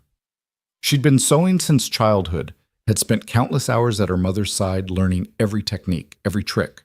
Her mother had insisted she develop a skill she could rely on, a way to earn money if life ever got hard. Her mother had been wiser than Clara had realized at the time. She worked in silence, aware of Mrs. Chen watching her every move with those sharp eyes. She repaired the torn sleeve with tiny, nearly invisible stitches, reinforcing the weak spots. She replaced all the buttons, making sure they were sewn on securely with the thread wrapped properly. When she finished, she handed the shirt back to Mrs. Chen for inspection. The older woman examined it closely, turned it inside and out, tugged on the repair work, tested the buttons. Finally, she nodded. Good. Very good. Your mother taught you well. Relief flooded through Clara. Thank you, ma'am. Stop thanking me and start working, Mrs. Chen said, but her tone was less sharp now, almost approving. You have 3 months of backlog to catch up on. Emma, come. I show you the kitchen and you wash the breakfast dishes. Samuel, you come too. Learn where the chicken coop is. Little Grace, you stay with Mama, yes? I bring you some toys to play with. And just like that, Clara found herself employed, her children occupied with age-appropriate tasks, and the overwhelming pile of mending transforming from terrifying to merely daunting. She worked steadily through the morning, developing a rhythm, sorting the items by urgency and type of repair needed. Mrs. Chen came and went, bringing coffee at one point, lunch at midday, a hearty stew with fresh bread that Clara ate gratefully while Grace napped on a blanket in the corner. Emma reported that the kitchen work wasn't too hard and that Mrs. Chen had let her taste the cookies that were cooling. Samuel came back with a basket of eggs, beaming with pride at not having broken a single one. It felt almost surreal, this sudden shift from desperate survival to something that resembled normal life. Claire kept waiting for the other shoe to drop, for someone to laugh and tell her it was all a joke, that she couldn't really have this job, this cabin, this chance. But the hours passed and nothing terrible happened. She just worked, and her children helped, and Mrs. Chen approved of their efforts without being effusive about it. When the afternoon light started to fade, Mrs. Chen appeared in the doorway. Enough for today, she announced. You have worked well. Come back Thursday morning, same time. I will have more for you. Clara gathered her children and their few belongings, feeling dazed by how well the day had gone. As they prepared to leave, Mrs. Chen pressed a bundle into her hands. What's this? Clara asked. Clothes, for you and the children. I told you, hand-me-downs from Mr. Blackwood's grandchildren who visit sometimes, and some things from the missionary barrel that don't fit anyone else. Is not charity, she added sharply before Clara could protest, is practicality. You cannot work in men's clothes that fall off. You need proper dress. The children need proper clothes. You take these, you wash them, you alter them to fit if needed. This is sensible, yes? Yes, Clara whispered. Thank you, Mrs. Chen. Stop thanking me, Mrs. Chen said, but her eyes were gentler now. You just work hard and take care of those babies. That is thanks enough. Rowan was waiting outside to take them back to the cabin, and the ride back was filled with the children's chatter about their day, the chickens, the kitchen, the cookies, all of it spilling out in an excited tumble. Clara held the bundle of clothes and felt something unfamiliar stirring in her chest. Hope. It was hope, fragile and tentative, but real nonetheless. At the cabin, as Rowan helped them down from the horse, Clara found her voice. Rowan, I don't know how to express what this means to us. The job, the cabin, all of it. You've given us back our lives. Rowan looked uncomfortable again with the gratitude. I told you, Clara, I'm just passing forward what was done for my mother once. Besides, you earned that job yourself. Mrs. Chen doesn't hire people out of pity. She hired you because you're good at what you do. But you made it possible, Clara insisted. You brought us here, introduced us, gave us the chance. That matters. Then make the most of it, Rowan said simply. Build a good life for those children. That's all the thanks I need. He tipped his hat. I'll check on you tomorrow. Make sure you have everything you need. For tonight, rest. You've earned it. He rode off into the gathering dusk, and Clara stood watching him go, this mysterious cowboy who had appeared in a storm and somehow transformed everything. She didn't understand him, didn't understand what drove him to help strangers, what made him so determined to see them settled and safe, what he really wanted from all of this. But maybe, Clara thought as she herded her children inside to explore the bundle of clothes, maybe she didn't need to understand it all right now. Maybe it was enough to accept the help, do the work, and take each day as it came. Maybe for once in her life, she could just let someone be kind without interrogating their motives or waiting for the inevitable betrayal. Maybe this time, things really could be different. That night, her children fell asleep in their new-to-them clothes, full bellies and clean skin, surrounded by the solid walls of the cabin that was starting to feel like home. And Clara lay awake, listening to them breathe, feeling the weight of the $2 she'd earned today tucked safely in the tin box under the bed, and allowed herself to believe that they were going to be all right. They were going to survive this. More than survive. They were going to live again. And it was all because of one cowboy who had refused to ride past a struggling family, who had seen their need and done something about it, who had given them back not just shelter, but dignity. Clara fell asleep with a prayer of gratitude on her lips and the sound of hope beating steadily in her chest, quiet but persistent as a heartbeat, promising that better days were coming if she just had the courage to reach for them. The weeks that followed fell into a rhythm that Clara hadn't experienced since before Thomas died. A predictable, steady pattern of days that didn't revolve around crisis or desperation. She woke each morning to sunlight streaming through the cabin windows instead of wind tearing at canvas. She dressed her children in proper clothes that fit, clothes that weren't held together by patches and prayers. She made breakfast from supplies that didn't have to be rationed down to the last crumb. 4 mornings a week, she walked the mile to the ranch house with her children, Grace riding on her hip and the older two skipping ahead, their voices bright with the kind of careless joy that children should always have, but that hers had been denied for so long. Mrs. Chen would be waiting on the porch, imperious and efficient, already planning the day's tasks with the precision of a military campaign. The work itself was satisfying in a way Clara hadn't expected. There was something deeply peaceful about sitting at that big table in the sunny workroom, needle and thread in hand, transforming torn and worn clothing back into serviceable garments. Each repaired seam, each replaced button, each carefully darned sock represented order restored, problem solved, usefulness returned to things that had seemed beyond saving. Sometimes Clara wondered if she saw herself in those torn shirts and worn pants, something damaged that could be mended with patience and care, something that could be made whole again if someone just took the time to work at it, stitch by careful stitch. Mrs. Chen was a demanding employer, but a fair one, quick to point out mistakes, but equally quick to praise work well done. She seemed to have endless energy despite her age, constantly in motion, overseeing not just Clara's work, but the entire household operation with the efficiency of a woman who had been running things for so long she could do it in her sleep.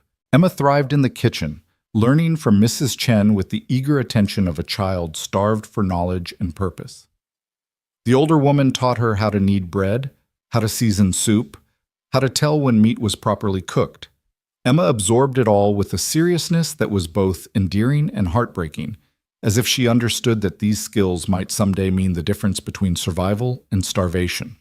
Samuel had found his calling with the chickens, developing a rapport with the birds that amused everyone who witnessed it. He'd named them all, ridiculous names like General Feathers and Lady Cluckington, and talked to them as he gathered eggs, treating each one like a personal friend. The ranch hands teased him gently about it, but Clara could see the affection in their eyes when they watched her son carefully carrying his egg basket, his thin chest puffed out with pride at being trusted with important work. And Grace, still too young for real tasks, had been adopted by the entire household as a kind of communal pet. She played in the workroom while Clara sewed, sometimes napping on the blanket Mrs. Chen had provided, sometimes playing with the wooden toys that mysteriously appeared. Gifts from ranch hands who claimed to have whittled them during slow evenings, but who turned bashful when Clara tried to thank them. But it was Rowan whose presence shaped their days in ways both obvious and subtle, though Clara was trying very hard not to think too much about what that meant. He came by the cabin most evenings, usually with some practical excuse, checking that the roof was sound, bringing firewood he claimed was extra from the bunkhouse supply, fixing the shutter that had started to hang crooked. Always there was a reason, a justification for the visit that had nothing to do with simply wanting to see them. Clara pretended to believe these excuses, just as Rowan pretended they were true, and they maintained this careful fiction because the alternative, acknowledging that he was visiting simply because he wanted to, because he cared about them, because something was growing between them that neither was quite ready to name, was too dangerous to examine directly. The children had no such reservations. They adored Rowan with the uncomplicated enthusiasm of young people who recognize genuine kindness when they encountered it. Samuel especially had attached himself to the foreman with an intensity that worried Clara sometimes. The boy followed Rowan around whenever possible, pestering him with questions about horses and cattle and ranch work, absorbing every word like it was gospel truth handed down from on high. One evening in late September, as the Wyoming summer was finally surrendering to autumn's cooler embrace, Rowan arrived at the cabin with his usual excuse about checking something or other, but this time he had a surprise that made Samuel actually shriek with excitement. "You remember that mare that foaled back in June?" Rowan asked, and Samuel nodded so vigorously Clara worried he'd hurt his neck. "Well, Mr. Blackwood decided the colt needs someone to gentle him proper, get him used to being handled before we start serious training. Thought maybe you'd like to help with that, Sam, if your mother agrees, of course." Samuel's eyes went so wide Clara could see white all around the irises. "Really? You mean it? I could help with a real horse?" "Hold on," Clara interjected, her maternal instincts immediately raising alarm. "Samuel's 5 years old. Isn't that too young to be working with horses? What if he gets hurt?" "I'll be with him the whole time," Rowan assured her, his tone calm and reasonable. "We're just teaching the colt to accept a halter, to let us touch him, basic gentle handling, nothing dangerous. But it's important work, and Sam here strikes me as someone who'd be good at it. Patient, kind, not prone to sudden movements that would spook the animal." He looked at Samuel with an expression of such genuine respect that Clara felt something twist in her chest. "What do you say, son? Think you can handle that responsibility?" Samuel was practically vibrating with eagerness, but he turned to Clara with a pleading expression that she had absolutely no defense against. "Please, Mama, I'll be so careful, I promise. I'll do everything Rowan says exactly right. Please." Clara looked from her son's desperate hope to Rowan's steady confidence and felt herself giving in despite her better judgment. "All right," she said slowly, "but at the first sign of danger, the first moment I think it's not safe, this arrangement ends. Understood?" "Understood," Rowan agreed solemnly, while Samuel launched himself at Clara in a hug so fierce it nearly knocked her over. "Thank you, thank you, thank you," the boy babbled against her shoulder. "I'll be so good, Mama. You'll see. I'll be the best horse helper ever." Watching Samuel's joy, Clara felt tears prick her eyes. This was what childhood should look like. Excitement over new experiences, trust in adults who promise to keep you safe, hope for tomorrow.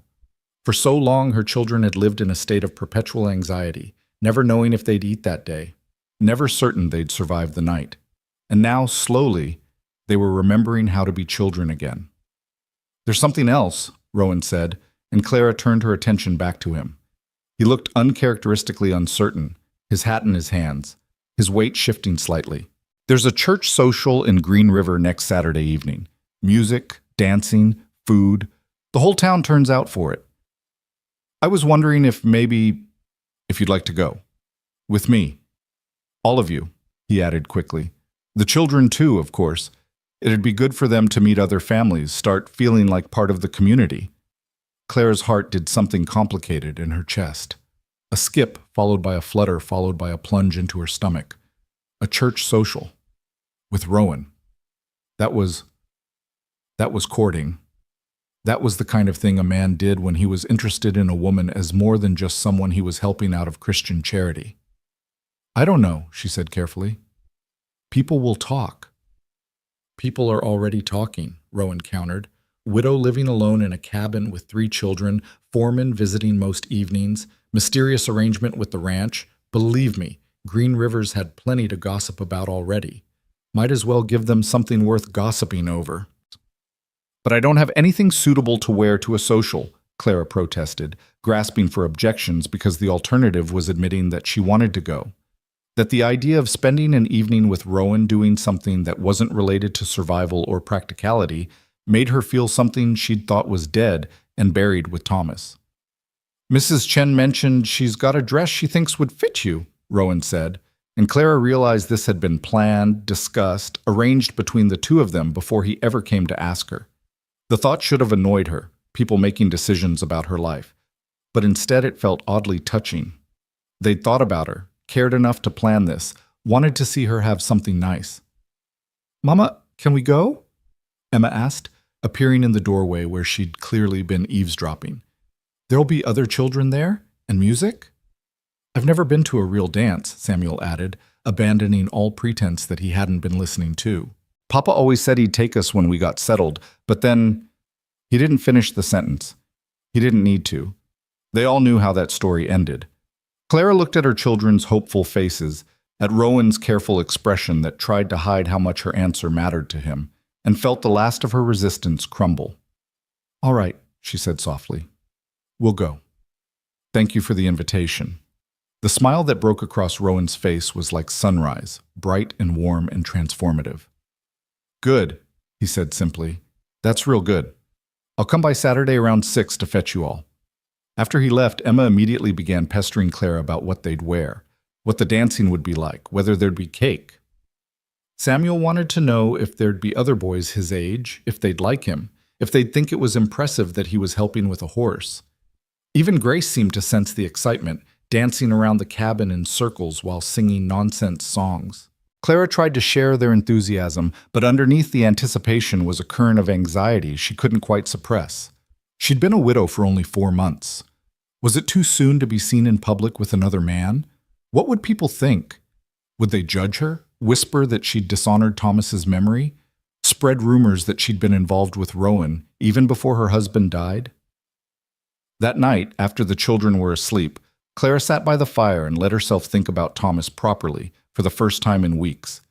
She'd been so focused on survival, then on adjusting to their new circumstances, that she'd pushed her grief aside, packed it away in some corner of her mind where it wouldn't interfere with the practical necessities of keeping her children alive. But now, in the quiet darkness, she let herself remember. Thomas's laugh, deep and genuine, the way he'd sing off key while doing chores, his absolute certainty that they were going to build something wonderful out west, that their future was bright and boundless, his gentleness with the children, his ambitious plans, his fundamental goodness. She'd loved him. She still loved him, in the way you love someone who shaped your life and gave you your children and then left a Thomas-shaped hole in the world when he departed. But that love was complicated now by the reality of what had come after, the desperate struggle to survive, the moments when she'd been angry at him for dying, for leaving her alone, for dragging them out west to pursue his dreams, and then abandoning her to deal with the nightmare those dreams became.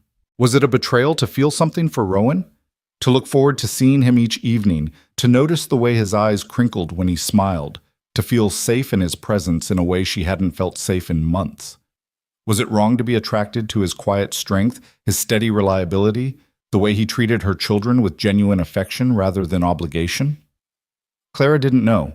She suspected Thomas, generous soul that he'd been, would have wanted her to find happiness again, would have wanted their children to have a father figure in their lives. But knowing what Thomas would have wanted and allowing herself to pursue it were two very different things. Saturday arrived faster than Clara expected, marked by a flurry of preparation that took over the entire cabin. Mrs. Chen had indeed provided a dress, a simple calico in deep blue with cream-colored buttons, slightly worn but clean and well-maintained. It was too large in some places and too small in others, but Clara had the skills to alter it, working late into the night by firelight to take it in at the waist, let out the hem, adjust the sleeves. When she finally tried on the finished product, Emma gasped. "Mama, you look so pretty!" Clara examined herself in the small, cracked mirror that hung near the door, the only mirror in the cabin. The woman looking back at her was thinner than she remembered, her face more angular, her eyes older. But the dress fit well, and with her hair washed and properly braided, she looked almost like her old self. Almost like a woman who might reasonably attend a social function rather than a desperate widow living in a tent. The children were equally transformed. Mrs. Chen had provided clothes for them too, a dress for Emma in yellow cotton that made her look suddenly grown up, proper pants and a shirt for Samuel that weren't patched or too large, a tiny dress for Grace with ruffles at the hem that made the little girl twirl with delight. When Rowan arrived at 6 o'clock as promised, Clara saw his eyes widen slightly as he took them all in. "Well," he said after a moment, "don't you all look fine?" He'd clearly made an effort himself. His shirt was clean and pressed, his pants free of the dust and dirt that usually marked his workdays, his boots polished, his hair still damp from washing. He'd even shaved, revealing a strong jawline that Clara realized she'd never properly seen beneath the usual stubble. The ride into Green River took about 40 minutes, all of them squeezed onto Rowan's mare and a second horse he'd borrowed for the occasion. Samuel rode with Rowan, chattering excitedly about the horse training they'd been doing. Emma rode with Clara, uncharacteristically quiet, nervous about meeting other children after so long in isolation. Grace dozed in Clara's arms, worn out from the excitement of the day. Green River on a Saturday evening was transformed from the dusty, rough town Clara remembered from her desperate days seeking work. Lanterns hung from storefronts and trees, casting a warm glow over the main street. The church, a modest white building with a simple steeple, had its doors thrown open, and music spilled out into the evening air. People dressed in their Sunday best walked in groups toward the church, calling greetings to neighbors, laughing at shared jokes. Clara felt her stomach clench with anxiety. These people knew her, or knew of her, the desperate widow with 3 children who'd been living in a tent on the outskirts of town. They'd seen her at her lowest, watched her struggle and fail to find work, probably gossiped about her situation over dinner tables and at other social gatherings. What would they think seeing her here now, dressed properly, arriving with Rowan Tate, who was well respected in the community? "Hey," Rowan said softly, touching her arm gently. "You're doing that thing where you worry about what people think. Stop it. You have as much right to be here as anyone." "Easy for you to say," Clara murmured. "You weren't the one they all watched falling apart." "No," Rowan agreed, "but I was the one everyone gossiped about when my mother died, and I was living rough, doing odd jobs, sleeping in barns. People love to talk, Clara, but they also love seeing someone rise back up. Give them that story instead of the tragedy they've been telling. Show them you're not defeated." The conviction in his voice steadied her. Clara took a breath, adjusted Grace on her hip, and walked toward the church with her head high and her children beside her. The social was held in the church hall attached to the main building, a large room with wooden floors perfect for dancing, long tables laden with food contributed by various families, and a small stage where 3 musicians were already warming up with fiddle, guitar, and banjo. The room was crowded with people Clara vaguely recognized, ranch families from the surrounding area, townspeople, the merchants she'd approached during her desperate job search. Several heads turned when they entered. Clara felt the weight of curious stares, heard the whispers that immediately started. But before her anxiety could fully take hold, Mrs. Chen materialized at her elbow, like a protective guardian. "You look good," the older woman announced loudly enough for nearby people to hear. "The dress fits perfect. Yes, I told you it would. Come, I introduce you properly to people. Not as desperate widow, but as my seamstress who does excellent work." And just like that, Clara found herself being paraded around the room by Mrs. Chen, who introduced her to various townspeople with the kind of authority that brooked no judgment or gossip. This was Mrs. Chen's employee, her tone implied, and anyone who had a problem with that could take it up with her directly. Several women Clara had previously approached for work now greeted her with cautious friendliness, perhaps remembering that they'd turned her away in her time of need and feeling awkward about it. The Reverend's wife was particularly effusive, gushing about how wonderful it was that Clara had found stable employment, how good it was for the children to be properly settled. Clara smiled and nodded and said the right things, all while feeling like she was playing a role in some elaborate theater production. This polite, grateful version of herself felt distant from the desperate, angry woman who'd lived in that tent, as if that Clara had been someone else entirely. The children, meanwhile, had been absorbed into various groups. Emma had been claimed by a cluster of girls near her age who were giggling over something by the food table. Samuel had found several boys who were staging an elaborate game involving pretending the floor was lava and the chairs were safe islands. Grace had been scooped up by a kindly grandmother type who was cooing over her ruffled dress and feeding her small pieces of cookie. Rowan stayed nearby, not hovering exactly, but present, a solid, steady presence that Clara found herself unconsciously drifting toward whenever the social interactions became overwhelming. He seemed to know half the people in the room, exchanging easy greetings with ranchers, joking with the merchants, respectfully nodding to the town's more prominent citizens. When the music started in earnest, the dance floor began to fill with couples. Clara watched from the sidelines, her foot tapping unconsciously to the lively fiddle tune. It had been so long since she'd danced, since she'd done anything purely for enjoyment rather than survival. The last time had been at a harvest festival back in Kansas City, before Thomas had gotten the idea to move west, before everything had fallen apart. Dance with me, Rowan said beside her, and Clara startled. She'd been so lost in memory she hadn't noticed him approaching. I don't know if I should, Clara said hesitantly. People are already talking. Let them talk, Rowan interrupted. You said yourself they're already gossiping. Might as well give them something worth their breath. He held out his hand, patient, not pushing, just offering. One dance, Clara. Just want one. When's the last time you did something just because it made you happy? Clara couldn't remember. Happiness had been so far down her list of priorities for so long that she'd almost forgotten what it felt like. But looking at Rowan's outstretched hand, at the hope in his eyes, at the people swirling around the dance floor who seemed to be having the time of their lives, she found herself nodding. All right, she said softly. One dance. His hand closed around hers, warm and calloused and steady, and he led her onto the dance floor just as the fiddle player launched into a waltz. Clara had a moment of panic. She didn't remember how to do this, hadn't danced in years, was going to embarrass herself. But then Rowan's other hand settled at her waist, and he was guiding her into the steps with a confidence that made it easy to follow.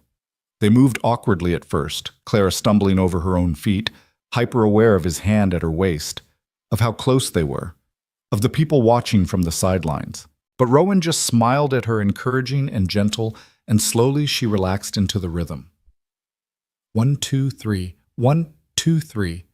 Around and around the floor, while the fiddle sang and the other couples swirled nearby.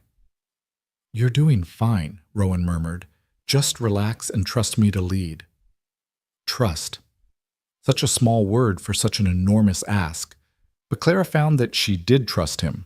This man who'd pulled them from a storm, who'd given them shelter and work, who visited their cabin each evening with transparent excuses just to check that they were all right. She trusted him in a way she hadn't trusted anyone in a very long time. The waltz ended and another began, and they kept dancing. Clara stopped worrying about the watching eyes, stopped caring what people might say. For these few minutes, she let herself simply be, not a desperate widow, not a struggling mother, not a woman haunted by loss and failure. Just Clara, dancing with a good man under lantern light while music filled the air. When they finally left the floor, breathless and smiling, Clara felt lighter than she had in months. Emma ran up immediately, her eyes shining. Mama, you looked so beautiful out there, like a princess. Did I? Clara laughed, tucking a strand of hair behind her daughter's ear. I felt more like a clumsy farm girl who'd forgotten how to dance. You looked perfect, Rowan said quietly, and the sincerity in his voice made Clara's breath catch. They spent the rest of the evening in comfortable company, eating the potluck food, watching the children play, occasionally venturing onto the dance floor for another turn. Clara found herself actually enjoying the social interactions, laughing at jokes, sharing stories with other women about the trials of motherhood, accepting compliments on her sewing work from people who'd heard about it from Mrs. Chen. It felt normal, ordinary, like being part of a community again instead of an outsider looking in, and that feeling was headier than any wine could have been. As the evening wound down and families began gathering their children for the journey home, Rowan helped Clara collect her three. Grace asleep and draped over Clara's shoulder, Samuel practically vibrating with excitement from playing with other children, Emma clutching a ribbon one of her new friends had given her. Did you have a good time? Rowan asked as they walked toward where the horses were tethered. I did, Clara admitted, surprised by how true it was. Thank you for bringing us. The children needed this, to feel normal, to have fun, to make friends, and She paused, searching for words. I needed it too, I think. I'd forgotten what it felt like to be something other than afraid or desperate. You're a lot more than that, Rowan said firmly. You're strong, Clara, strongest person I know, truth be told. What you've survived, what you've managed to build for those kids, that takes a kind of courage most people never have to find in themselves. Clara felt tears prick her eyes. I don't feel strong. Most days I feel like I'm barely holding it together, like everything could fall apart again at any moment. That's what makes you strong, Rowan countered, knowing it could all fall apart and keeping going anyway. That's not weakness, Clara. That's warrior-level strength. They rode home through the cool autumn night, the children drowsing in their arms, the horses moving at an easy walk that made no demands. Clara found herself leaning slightly against Rowan's shoulder, too tired and content to worry about propriety. Above them, stars wheeled in patterns older than memory, and somewhere in the distance a coyote called to its pack. "Rowan," Clara said softly, not wanting to wake the children, "why did you really ask me to the social tonight?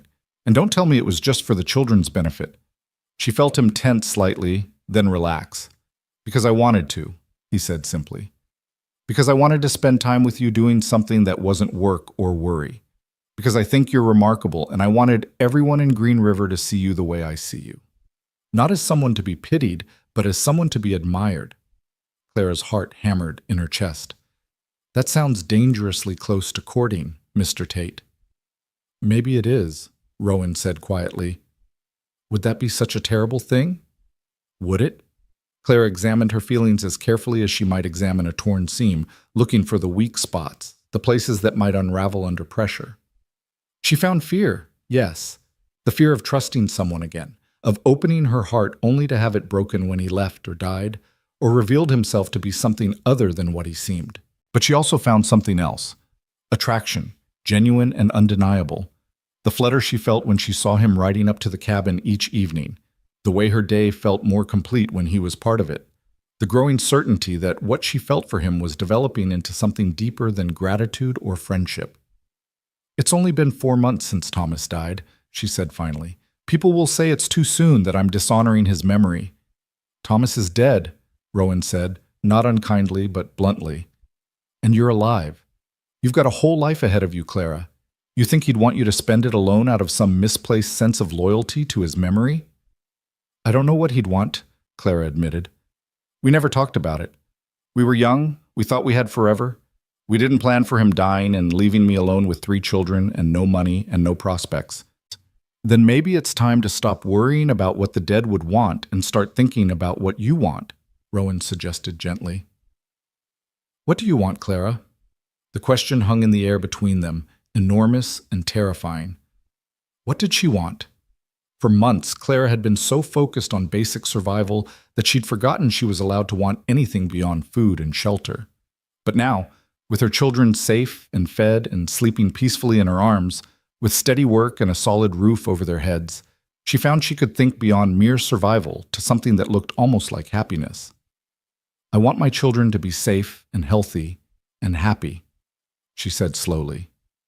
"I want them to grow up feeling secure, knowing they're loved. I want Emma to keep that spark of intelligence and curiosity. I want Samuel to stay gentle and kind. I want Grace to never remember what it felt like to go to bed hungry." "Those are good wants," Rowan said. "What do you want for yourself?" Clara took a shaky breath. "I want to feel like I'm living again instead of just surviving. I want to go to bed at night without constantly waiting for the next disaster. I want to—" She paused, gathering courage. "I want to believe that good things can happen to me, that not everyone I care about will leave or die or disappoint me." "I'm not going anywhere," Rowan said quietly, but with absolute conviction. "And I don't plan on dying anytime soon. And Clara, I can promise you right now, I will do everything in my power never to disappoint you." "You can't promise that," Clara protested. "No one can promise that." "Then let me promise this instead. I will try, every single day, to be the kind of man you and those children deserve. I will show up when I say I will. I will be honest even when the truth is hard. I will put your needs and your children's needs above my own comfort. And if I fail, when I fail, because everyone fails sometimes, I will own it and work to do better." Clara felt something crack open in her chest, some protective wall she'd built around her heart after Thomas's death. "That's a big promise." "I'm a man who keeps his promises," Rowan said simply, "so I don't make them lightly." They reached the cabin just then, the familiar shape of it solid and welcoming in the darkness. Rowan helped Clara dismount, carefully transferring sleeping children without waking them. Together they got the little ones inside and into bed, moving around each other with an ease that spoke of growing familiarity. When all 3 children were tucked in and breathing deeply, Clara walked Rowan back to the door. They stood there in the threshold, neither quite ready to say goodnight, the air between them charged with possibility. "Thank you," Clara said finally, "for tonight, for everything." for seeing something in me worth saving when I couldn't see it myself. You saved yourself, Rowan corrected. I just gave you some tools to work with. Then thank you for the tools. Clara hesitated, then made a decision. She rose up on her toes and pressed a quick, chaste kiss to Rowan's cheek. Good night, Rowan. She saw surprise flash across his face, followed by something that looked like wonder. His hand came up to touch the spot where her lips had been, as if confirming it had really happened. Good night, Clara, he said softly. Then, with a visible reluctance, he stepped off the porch and walked toward his horse. Clara stood in the doorway, watching him ride away, her fingers pressed to her own lips, her heart doing complicated things in her chest. She'd just crossed a line, she realized. That kiss, innocent as it had been, represented an acknowledgement that something was happening between them, something that went beyond gratitude or friendship or the simple kindness of one person helping another. She was falling for Rowan Tate. Maybe had already fallen, truth be told. And the terrifying, exhilarating truth was that she thought maybe, possibly, he was falling for her too. The autumn weeks progressed in a golden haze of work and growing attachment. Clara's skills as a seamstress became well known in Green River, and soon people were bringing their mending directly to her at the cabin, willing to pay for quality work. The extra income, combined with her wages from the ranch, meant she could actually save money, building a small cushion against future emergencies that made her breathe easier at night. Samuel's work with the colt progressed beautifully. The young horse, whom Samuel had immediately named Thunder despite the animal's gentle temperament, followed the boy around like a puppy, nuzzling his pockets for treats and whickering with pleasure when Samuel appeared. Watching her son's confidence grow, seeing him develop a skill that might serve him well in this ranching country, filled Clara with fierce maternal pride. Emma had been invited to attend the small school that met in the back room of the general store 3 days a week. Clara couldn't quite afford the tuition, but Mrs. Chen had somehow arranged for it to be sponsored by an anonymous benefactor, whom Clara strongly suspected was either Rowan or Mrs. Chen herself. Emma was thriving there, soaking up knowledge like a sponge, coming home each day with stories about what she'd learned. And Rowan continued his evening visits, though now they dropped the pretense of checking repairs or bringing supplies. He came because he wanted to see them, because Clara looked forward to his arrival, to the way his presence made the cabin feel complete, because the children lit up when they heard his horse approaching, because somewhere along the way they'd become something that looked very much like a family. One evening in late October, as the first real cold snap of autumn had them all huddled near the fire, Rowan arrived with a package wrapped in brown paper. "What's this?" Clara asked as he handed it to her. "Early Christmas present," Rowan said, looking almost shy. "Well, not really Christmas, more of a because I saw it and thought of you present." Clara unwrapped it carefully, aware of the children crowding around to see. Inside was a length of deep red wool, beautiful quality, soft and warm, enough to make a shawl or maybe a dress if she was careful with the cutting. "Rowan," she breathed, "this must have cost a fortune." "It was a good price," he said, which Clara suspected was a lie. "And you've been wearing the same dress for weeks now. Figured you could use something new, something that's yours, not a hand-me-down or a borrowed thing."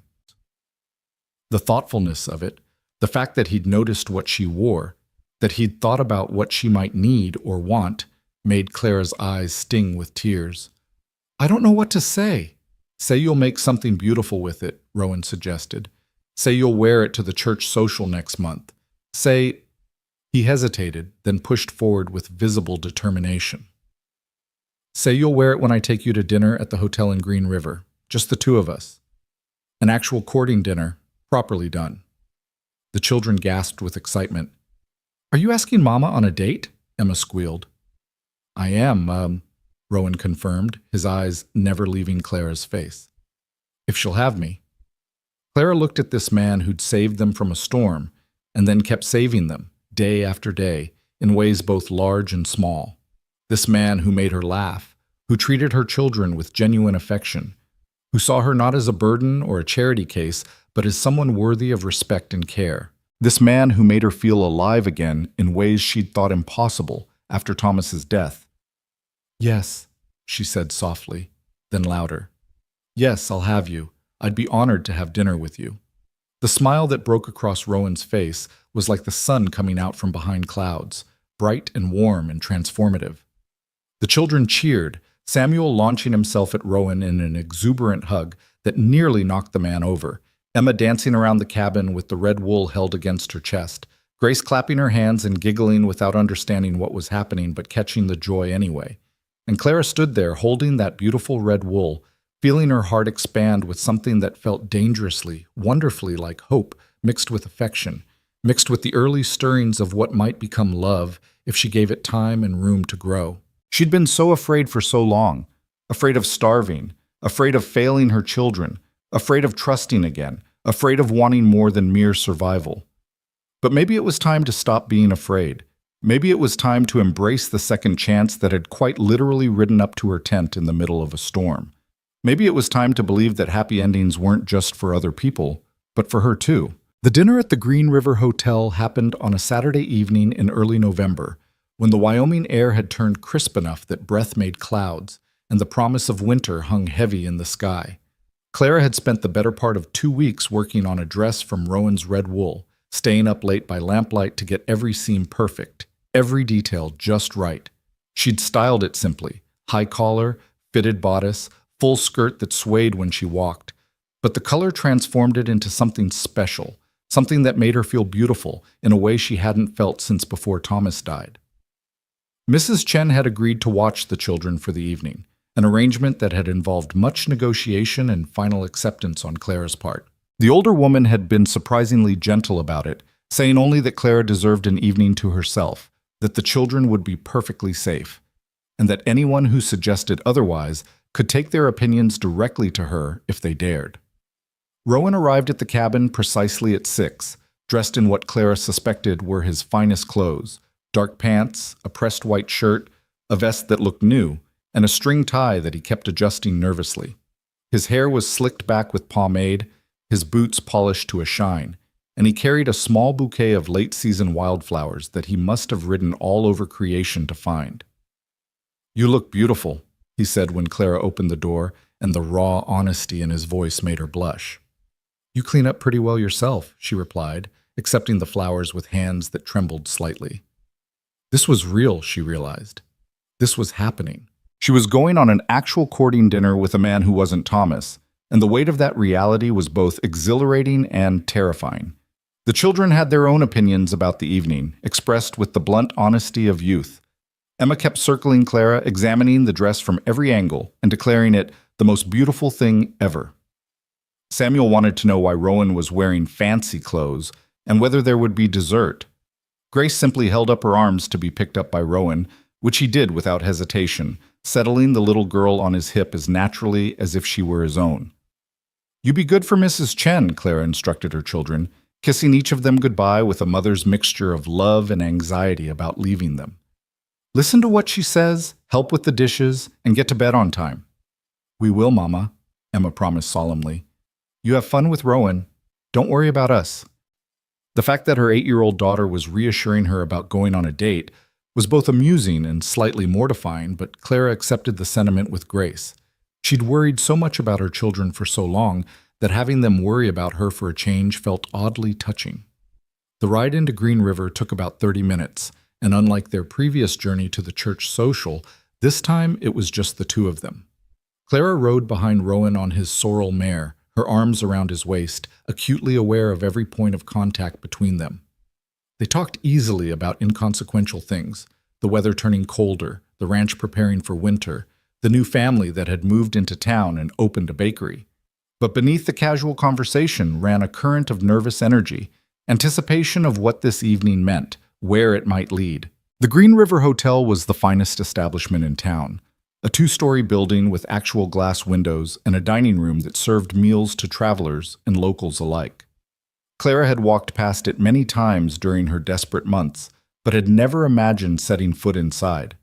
The place represented a world she'd thought forever closed to her, the world of people who had money, security, places to belong. Rowan helped her dismount, offered his arm with old-fashioned courtesy, and escorted her through the front door like she was royalty rather than a widow who'd been living in a tent just months ago. The dining room was warm and inviting, lit by oil lamps that cast a golden glow over white tablecloths and real china plates. Several tables were occupied by other diners, ranchers and their wives, a few traveling salesmen, the bank manager with his family. Heads turned when Clara and Rowan entered, and Clara felt the familiar weight of curious stares. "Just breathe," Rowan murmured near her ear. "You belong here just as much as anyone else." They were seated at a corner table that offered a measure of privacy while still allowing them to see the rest of the room. The proprietor, a heavy-set man named Mr. Ferguson, whom Clara vaguely recognized, greeted Rowan warmly and treated Clara with the kind of respectful courtesy that suggested he'd been instructed to do so, possibly by Mrs. Chen or Rowan himself. "The special tonight is roast beef with potatoes and carrots," Mr. Ferguson announced. "We've also got chicken and dumplings and a nice pork roast. To drink, we have coffee, tea, or lemonade." Clara couldn't remember the last time she'd been offered actual choices about food rather than simply eating whatever was available or going without. The menu seemed impossibly luxurious: real meat, multiple options, side dishes that didn't come from a sack of cornmeal.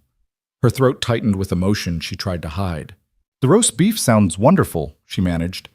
"Make that 2, Rowan added, "and coffee for both of us." When Mr. Ferguson departed to place their order, Clara looked around the dining room with fresh eyes. She recognized several people now: the dry goods merchant who'd bought her wedding ring and then forgotten his promise to help feed her children, the banker who'd refused her request for a small loan, the Reverend's wife who'd expressed concern about Clara's situation but hadn't actually offered any concrete assistance. These were people who'd seen her at her lowest, who'd witnessed her desperation and done nothing meaningful to help. "Stop," Rowan said gently, and Clara realized her hands were clenched on the tablecloth. "I can see you remembering all the times people failed you. Don't let them take this evening from you. Don't give them that power." "It's hard not to think about it," Clara admitted quietly. "Being here, seeing them, it reminds me of going door to door begging for work, for help, for anything, and being turned away again and again." "I know," Rowan said. "But Clara, look at where you are now. You're not begging anymore. You're here as a paying customer, wearing a dress you made with your own skilled hands, having earned your place through hard work and determination. You're not the desperate woman they remember. You're something stronger, something that survived what would have broken most people." Clara met his eyes and saw absolute conviction there, absolute belief in her. It was intoxicating and terrifying in equal measure, being seen that way, being believed in with such certainty. She'd spent so long thinking of herself as a failure, as someone who'd let her children down, that accepting Rowan's version of events required a fundamental shift in how she understood her own story. "How do you do that?" she asked softly. "Do what?" "Make me believe I'm better than I think I am." Rowan reached across the table and took her hand, his calloused fingers warm against hers. The gesture was intimate enough to draw more glances from nearby tables, but Clara found she didn't care. Let them look, let them whisper. She was done living her life according to other people's judgments. "I don't make you believe anything," Rowan said. "I just reflect back what's already there. You're remarkable, Clara Jennings. You just forgot it for a while." Their food arrived before Clara could formulate a response to that statement, and for several minutes they ate in comfortable silence. The roast beef was tender and flavorful, the potatoes creamy with butter, the carrots cooked to perfection. It was without question the finest meal Clara had eaten since leaving Kansas City, and she found herself savoring every bite, making it last as long as possible. "Tell me about Thomas," Rowan said suddenly, and Clara looked up in surprise. "Why would you want to know about my dead husband on our first proper courting dinner?" "Because he was part of your life, part of what made you who you are," Rowan said simply. "And because if we're going to move forward, and I hope we are, then I need to understand where you've been. I'm not threatened by his memory, Clara. I'm not trying to replace him or compete with him. I just want to know the whole of you, and he's part of that story." The thoughtfulness of it, the mature understanding that her past didn't have to be hidden or ignored, loosened something in Clara's chest. She set down her fork and took a sip of coffee, gathering her thoughts. "Thomas was a good man," she said finally. "Kind, ambitious, full of dreams about what we could build out west. He wanted land, wanted to create something lasting for our children. He saw opportunity where I saw risk, and his enthusiasm was infectious enough that I agreed to leave everything familiar and come out here with him. Do you regret it, coming west? Clara considered that. I regret how it turned out. I regret that he died and left us stranded. But do I regret the choice itself? I don't know. Maybe if we'd stayed in Kansas City, things would have been better, maybe worse. There's no way to know what might have been. What was he like? As a husband? As a father? He loved the children fiercely, Clara said, her voice growing thick with emotion. He was patient with them, playful in a way I never quite managed to be. He'd carve toys for Samuel, tell elaborate stories to Emma, spend hours just holding Grace when she was fussy. He wasn't perfect. He could be impractical, too focused on dreams and not enough on reality, but he tried. He really tried to give us a good life. Sounds like a man worth remembering, Rowan said quietly. He was. Clara paused, then decided to push forward with honesty. But Rowan, I need you to understand something. I love Thomas. Part of me always will. He gave me my children, he was my partner for years, and his death nearly destroyed me. But that love lives in the past. It's a memory, not a present reality. And what I'm feeling now, what's growing between us, that's not a betrayal of him. That's me choosing to keep living instead of becoming a ghost myself. Rowan's grip on her hand tightened. I needed to hear that, he admitted. I've been worried that I was pushing too hard, moving too fast, not giving you enough time to grieve properly. There is no proper way to grieve, Clara said. Everyone tells you there are stages, that you need time, that there are rules about how long you should wait before moving on. But grief isn't neat like that. It's messy and complicated, and it doesn't follow anyone's timeline. I'll probably always carry some sadness about Thomas, some guilt about the circumstances of his death and what came after. But that doesn't mean I'm not ready to feel something new, something different with someone else. With me, Rowan said, making it a statement rather than a question. With you, Clara confirmed, feeling her cheeks heat. If you'll have me, with all my complications and children and trauma. Clara, I wouldn't want you any other way.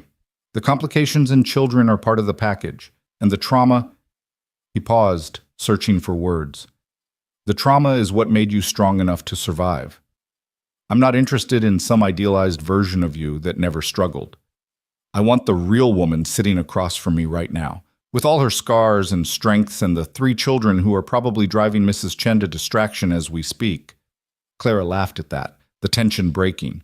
Grace was trying to climb into the flour barrel when we left.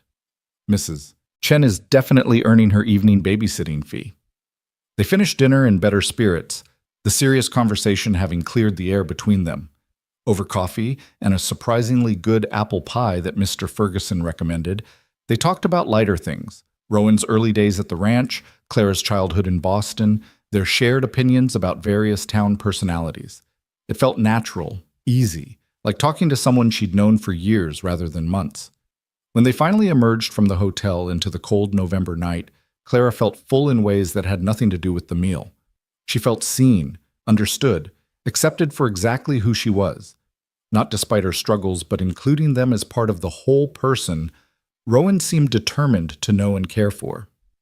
Walk with me a bit before we head back, Rowan suggested, offering his arm. It's a nice night, and I'm not quite ready to share you with the children again yet. Clara slipped her hand through his arm, feeling the solid warmth of him even through his coat. They walked slowly down Green River's main street, which was quiet at this hour with most establishments closed for the evening. Lamplight spilled from windows here and there, and somewhere in the distance someone was playing a piano badly, but enthusiastically.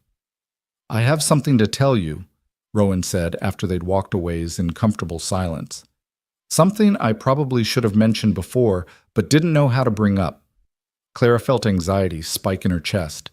This was it, the catch, the hidden complication, the thing that would make all of this too good to be true. What is it? Mr. Blackwood, the ranch owner, he's getting on in years and his health isn't what it used to be. He's been talking about retirement, about maybe selling the ranch or finding someone to take it over. And he's indicated that he might be willing to make me a partner if I can come up with part of the purchase price. Rowan, that's wonderful, Clara said, relief flooding through her that this wasn't bad news. That's what you've been working toward, isn't it? It is, Rowan agreed. But here's the thing. If it happens, if I become part owner of the dusty spur that comes with the main ranch house, the big house where Mr. Blackwood lives now. It's got 5 bedrooms, Clara. A real kitchen with a proper stove, a parlor, and a dining room. Space for a family. He stopped walking and turned to face her, taking both her hands in his. I'm not proposing. Not yet. Not tonight. I know it's too soon and you need more time and there are conversations we still need to have. But I want you to know that when I think about my future, when I imagine what that big house could be, you're there. You and Emma and Samuel and Grace. That's the picture in my head. That's what I'm working toward. Clara felt tears spring to her eyes. Rowan, you don't have to say anything, he interrupted gently. I'm not asking for promises or commitments. I just wanted you to know where my heart is, where my intentions lie. So there's no confusion, no wondering what I want. I want you, Clara. I want a life with you and your children, and I'm willing to wait as long as it takes for you to want that too. Clara looked at this man who'd saved them from a storm and then kept saving them every day since, with shelter and work and patience and genuine care. This man who treated her children like they mattered, who saw her as something more than a charity case, who talked about the future like it was something they could build together instead of something that would just happen to them. I already want it, she whispered. I'm terrified of wanting it, and part of me keeps waiting for something to go wrong. But Rowan, I want it. I want that future with you. The joy that lit his face was almost painful to witness. He pulled her close, and Clara went willingly, resting her head against his chest and feeling his heart hammering beneath her ear. They stood there in the middle of Green River's main street, holding each other under the cold stars. And Clara felt something shift inside her, some final wall crumbling, some last defense falling away. She was going to love this man. She was probably already falling in love with him, had been since he'd first insisted she'd sleep under a roof that stormy night months ago. And the terrifying, wonderful truth was that she thought he was falling in love with her too. We should get back, Rowan said eventually, his voice rough with emotion. Mrs. Chen will have our heads if we're too late. The ride back to the ranch passed in a warm haze. Clara's arms wrapped around Rowan's waist, her cheek pressed against his back. When they reached the main house to collect the children, they found chaos. Emma trying to teach Mrs. Chen how to braid hair, Samuel had somehow gotten covered in flour from head to toe, and Grace was asleep in a basket near the stove like a contented kitten. Your children are demons, Mrs. Chen announced, but her eyes were twinkling. Wonderful demons, but demons. Take them home before they destroy my kitchen completely. The children were full of questions on the ride back to the cabin. How was dinner? What did you eat? Did you have fun? Are you going to get married? Delivered with the brutal directness of youth who saw no reason to be subtle about their hopes. We had a very nice time, Claire said diplomatically, and that's all you need to know for now. But you like him, right, Mama? Emma pressed. You like Rowan? Clara met Rowan's eyes over Emma's head and saw him waiting for her answer with the same intensity as her daughter. Yes, she said softly. I like him very much. Good, Samuel declared, because we like him too, and it would be weird if you didn't like him back. The simple logic of it made both adults laugh, and the rest of the ride passed in companionable conversation. At the cabin, Rowan helped get the children inside and into bed, a process that involved much stalling and requests for water, and suddenly remembered important questions that absolutely couldn't wait until morning. Finally, with all 3 children tucked in and drowsing, Clara walked Rowan to the door.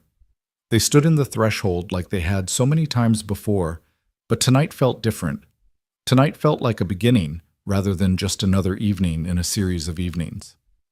Thank you, Clara said. For dinner, for the conversation, for being patient with me and my complications. Thank you for taking a chance on me, Rowan replied, for being willing to trust again despite everything you've been through.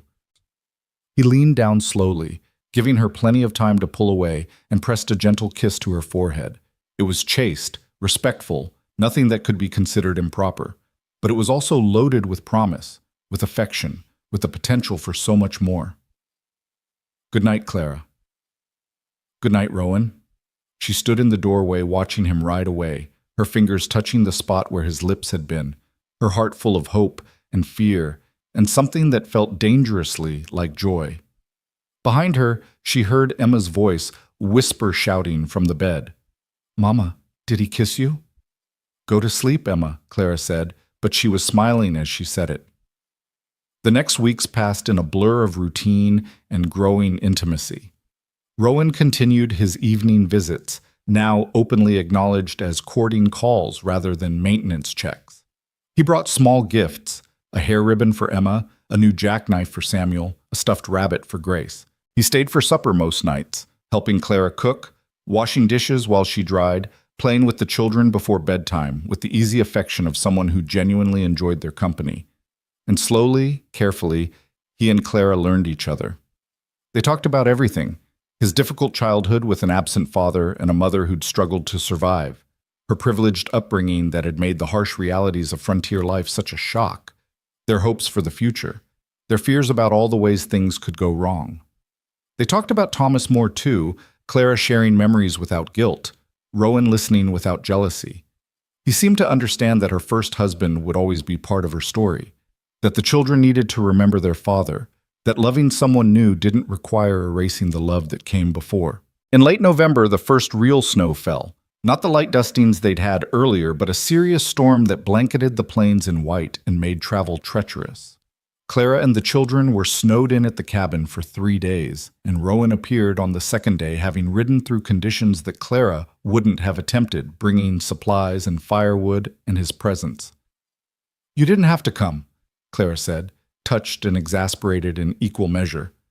"We would have been fine." "I know you would have," Rowan replied, stomping snow off his boots. "But I wanted to make sure, wanted to see with my own eyes that you had enough wood, enough food, that the children were warm." The fact that he'd risked the journey just to check on them said more than any words could have about how much he cared. And when the storm worsened that evening, making it impossible for him to safely return to the bunkhouse, Clara made up a pallet by the fire for him without any awkwardness or concerns about propriety. They were past that now, past the point of worrying what others might think. What mattered was that they trusted each other, cared for each other, were building something real together. That night, with the wind howling outside and the children asleep, and Rowan's presence making the cabin feel complete, Clara lay in her bed and thought about how far they'd come. 6 months ago, she'd been living in a tent, watching her children slowly starve, certain that they'd all die on the Wyoming plains without anyone caring or noticing. And now she had work, shelter, security, and the promise of something that looked remarkably like love. The storm broke on the third day, revealing a world transformed by snow. The children were ecstatic, running outside to play in the drifts, building a lopsided snowman that Samuel insisted had to be named Thunder after his beloved colt.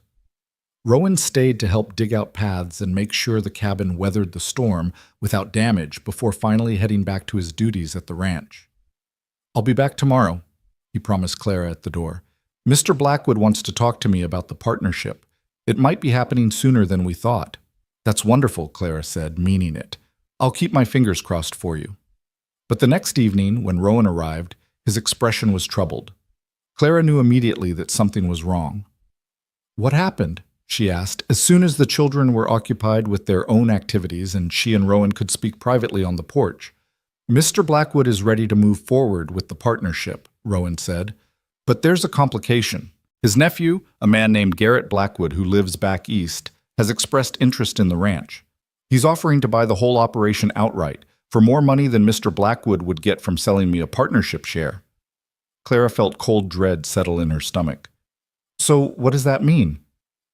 "It means Mr. Blackwood is considering the offer," Rowan said, his jaw tight with frustration. "The nephew has money, connections, business experience. On paper, he's the better choice. And if Mr. Blackwood sells to him instead of bringing me on as partner, then I lose the main house, lose the opportunity I've been working toward for years." "But you'd still have your job," Clara said, trying to find the positive. "You'd still be foreman." "Maybe," Rowan said grimly. "Or maybe Garrett Blackwood brings in his own people, his own foreman. Maybe he cleans house and starts fresh. That's what businessmen from back east tend to do when they buy Western properties. Remake them in their own image, get rid of anyone who might represent the old way of doing things." The implications of what he was saying hit Clara like a physical blow. If Rowan lost his position, he'd have to find work elsewhere. He'd have to leave the Dusty Spur, maybe leave Green River entirely. And if he left— Clara, Rowan said urgently, taking her hands, whatever happens, this doesn't change what I feel for you. If I have to leave, if I have to find work somewhere else, I'll find a way to come back, or I'll take you with me. I'm not letting you go no matter what Garrett Blackwood does or doesn't do. You can't promise that, Clara said, her voice shaking. You can't know what choices you'll have to make, what opportunities might come up elsewhere. And I can't uproot my children again, Rowan. Not when they're finally settled, finally stable. I can't drag them from place to place chasing another uncertain future. Then I'll stay, Rowan said fiercely. I'll find work at another ranch nearby, something close enough that I can still see you. Clara, I meant what I said. I want a future with you. I'm not walking away from that because of some business complication. Clara wanted to believe him. God, she wanted to believe him. But she'd learned the hard way that wanting something didn't make it true, that the best intentions could crumble under the weight of practical necessity. What if Rowan couldn't find work nearby? What if the only opportunities were states away? What if this beautiful thing they'd been building was about to be destroyed by circumstances beyond their control, just like everything else in her life seemed to be destroyed? We'll figure it out, Rowan promised, pulling her close. I don't know how yet, but we'll find a way. Trust me, Clara. Please trust me. She wanted to. She did trust him, actually. Trusted his intentions, his sincerity, his genuine care for her and the children. What she didn't trust was the universe, fate, whatever force seemed determined to take away everything good in her life just when she started to believe in it. But she nodded against his chest anyway, choosing hope over fear, choosing to believe that maybe this time things would work out, that maybe the story didn't have to end in loss and heartbreak. The next weeks were tense with uncertainty. Rowan continued his visits, but there was an undercurrent of worry in everything they did, a shadow over their growing attachment. Mr. Blackwood's nephew was apparently taking his time making a final decision, and the waiting was excruciating. Clara threw herself into her work, taking on extra mending projects, saving every penny she could in case she needed to move the children again, in case the cabin was lost, in case everything fell apart. Again. Emma noticed her mother's stress and tried to help by being extra good, extra responsible, taking over more household tasks without being asked. Samuel became quieter, more withdrawn, as if he sensed that something was wrong but didn't know how to fix it. Even Grace seemed affected, more clingy than usual, crying when Clara left her sight. It was Mrs. Chen who finally confronted Clara about it. "You are walking around like a ghost," the older woman announced one morning in the sewing room, hands on hips in her characteristic no-nonsense stance. "Jumping at every sound, anxious all the time. This is because of the nephew, yes? Because of worry about Rowan's position?" Clara nodded miserably. "If Mr. Blackwood sells to his nephew, everything changes. Rowan might lose his job. We might lose the cabin. I might lose my work here. And I can't—" Her voice broke. "I can't go through that again, Mrs. Chen. I can't watch everything fall apart again. It nearly killed us the first time." Mrs. Chen was quiet for a long moment, her sharp eyes assessing Clara with an intensity that made her want to squirm. Then she sighed heavily and sat down across from Clara at the work table. "I will tell you something," Mrs. Chen said slowly, "but you must promise not to repeat it, not even to Rowan. Not yet. You understand?" Clara nodded, confused but attentive. "Mr. Blackwood, he is old, yes, and his health is not good, but he is not a fool. He sees what his nephew is, a man who cares about money and status, not about land or people or the ranch that has been in his family for 30 years. Garrett Blackwood wants to buy the property, but he will not care for it the way it deserves. He will not care for the people who work here, who have given years of their lives to the Dusty Spur." She leaned forward, her voice dropping.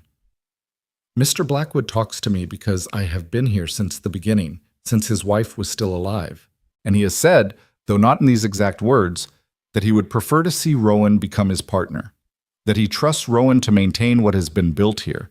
The nephew's offer is tempting because it is easy, because it is a simple transaction, but easy is not always right."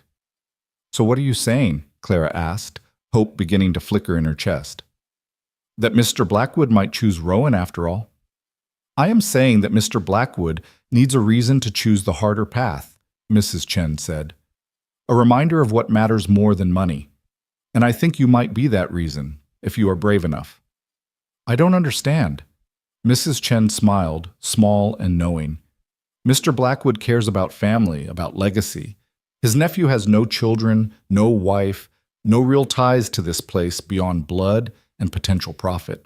But Rowan, if Rowan had a family, had children who would grow up on this ranch, had a reason to put down deep roots and build something lasting, that would mean something to a man like Mr. Blackwood. That would be the kind of legacy he wants for the Dusty Spur. The implication of what Mrs. Chen was suggesting hit Clara like a thunderbolt. You're saying I should, what? Propose to Rowan? Force the issue? I am saying you should stop waiting for life to happen to you and start making choices about what you want, Mrs. Chen replied firmly. You love Rowan, yes? Clara hesitated, then pushed through her fear of saying it aloud. Yes. Yes, I love him. And he loves you, and the children love him, and everyone can see you belong together except you are both being so careful, so patient, waiting for the perfect time that may never come. Mrs. Chen stood, brushing imaginary dust from her apron. Sometimes the perfect time is right now, before circumstances force different choices. Sometimes you must leap before you are ready and trust that you will figure out how to fly on the way down. She left Clara sitting at the work table, mind reeling with possibilities and fears, and a wild, desperate hope that maybe Mrs. Chen was right. Maybe Clara had been so focused on protecting herself from more loss that she was missing the chance to claim something worth having. Maybe it was time to stop being afraid and start fighting for the future she wanted. That evening, when Rowan arrived for his usual visit, Clara made a decision. She waited until the children were in bed, until they had privacy on the porch under a sky full of stars. And then she took a deep breath and dove in. Rowan, I need to ask you something, and I need you to answer honestly, even if the truth is complicated. He turned to her, concern in his eyes. Of course. Ask me anything. Clara gathered her courage, thinking of everything they'd been through, everything they'd built together, everything they stood to lose if she didn't take this chance. If you could have what you wanted, the partnership, the ranch house, a family to fill it with, would you want that with me? Would you want to marry me, make a life together, raise my children as yours? Rowan stared at her, stunned into silence. Clara pushed forward before she lost her nerve. Because I love you, Rowan Tate. I think I've loved you since you pulled us out of that storm, though I've been too scared to admit it. And I know it's only been a few months, and I know there are 1,000 practical reasons why we should wait. But I'm tired of waiting. I'm tired of being careful. I want to choose happiness while I still have the chance. So I'm asking you, will you marry me? For a moment that stretched into eternity, Rowan just stared at Clara, his expression unreadable in the starlight. Clara's heart hammered so hard she thought it might crack her ribs. She'd done it. She'd taken the leap Mrs. Chen had talked about, had thrown herself into the void with nothing but hope to break her fall. And now she waited, suspended in that terrible space between question and answer, between possibility and reality. Then Rowan's face transformed, wonder and joy breaking across his features like sunrise over the plains. He reached into his vest pocket with trembling hands and pulled out a small velvet box that looked worn with age and handling. I've been carrying this for 2 weeks, he said, his voice rough with emotion, trying to work up the courage to ask you the same question. My mother's ring, the only thing I have left of her.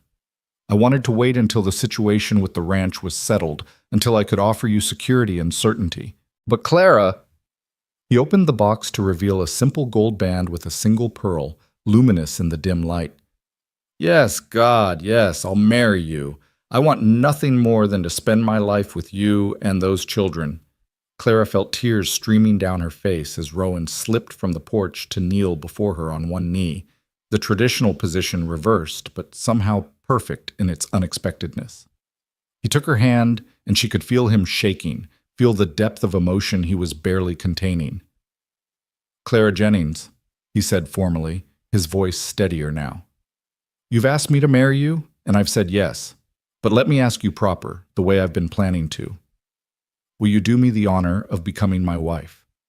Will you let me be a father to Emma and Samuel and Grace? Will you build a future with me, whatever that future looks like, wherever it takes us?"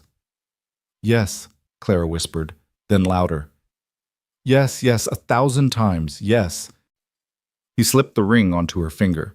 It fit perfectly, as if it had been made for her. And then he was standing, pulling her into his arms, kissing her with a passion that had been building for months, that tasted of hope and promise and forever. Clara kissed him back with equal fervor, pouring into it all the love she'd been too afraid to speak aloud, all the dreams she'd been too scared to claim. When they finally broke apart, both breathless, she heard squealing from inside the cabin and realized the children had been watching through the window. The door burst open and all three of them came tumbling out, Emma launching herself at Rowan, Samuel grabbing his legs, Grace toddling over with arms raised to be picked up. "Does this mean you're going to be our papa?" Samuel asked, his voice muffled against Rowan's thigh. "If you'll have me," Rowan replied, somehow managing to scoop up all three children while keeping one arm around Clara. "If you want me to be your papa, then that's exactly what I'll be." "We want it," Emma declared. "We've wanted it forever. Right, Samuel?" "Right," Samuel agreed enthusiastically. "Can I call you Papa now, or do we have to wait until after the wedding?" "You can call me whatever you want," Rowan said, his voice thick with emotion. "Papa, Pa, Dad, whatever feels right to you." "Papa," Samuel decided immediately, testing out the word. "Papa Rowan." Grace, not to be left out, patted Rowan's face with her small hand and declared, "Papa!" with the absolute certainty of a 3-year-old who'd just made a momentous decision.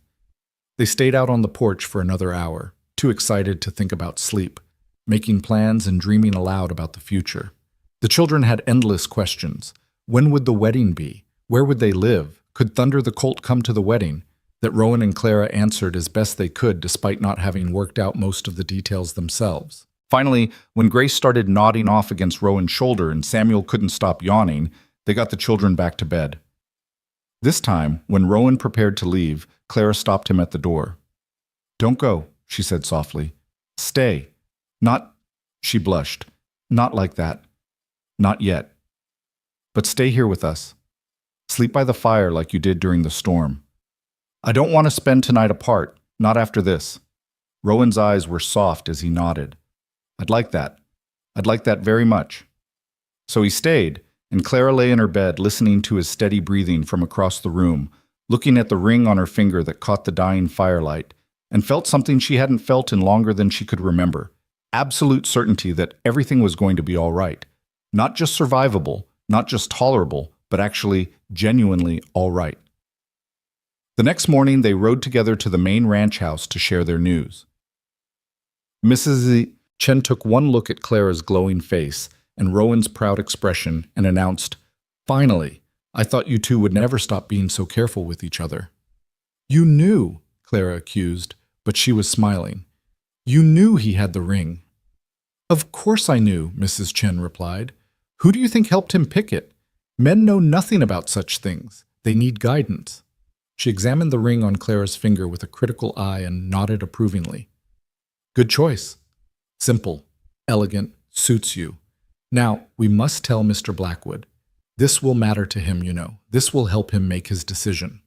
She led them to Mr. Blackwood's study, where the old rancher was reviewing papers with the kind of frustrated expression that suggested his failing eyesight was making the task difficult.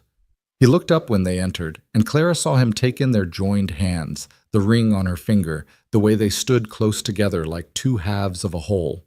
"Well," he said, leaning back in his chair with a slight smile, "this looks like news worth hearing." "Mr. Blackwood," Rowan said formally, "I'd like to introduce you to my fiancée, Clara Jennings. We're engaged to be married." "Are you now?" Mr. Blackwood's smile widened. "And when did this happen?" "Last night, sir.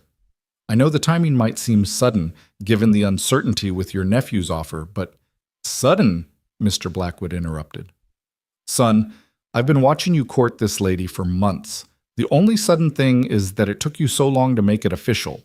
Mrs. Chen's been giving me daily updates on your progress, or lack thereof. The whole ranch has been taking bets on when you'd finally ask her." Rowan looked stunned, and Clara had to suppress a laugh. Apparently their relationship had been far less private than they'd thought. "Sir," Rowan continued, gathering himself.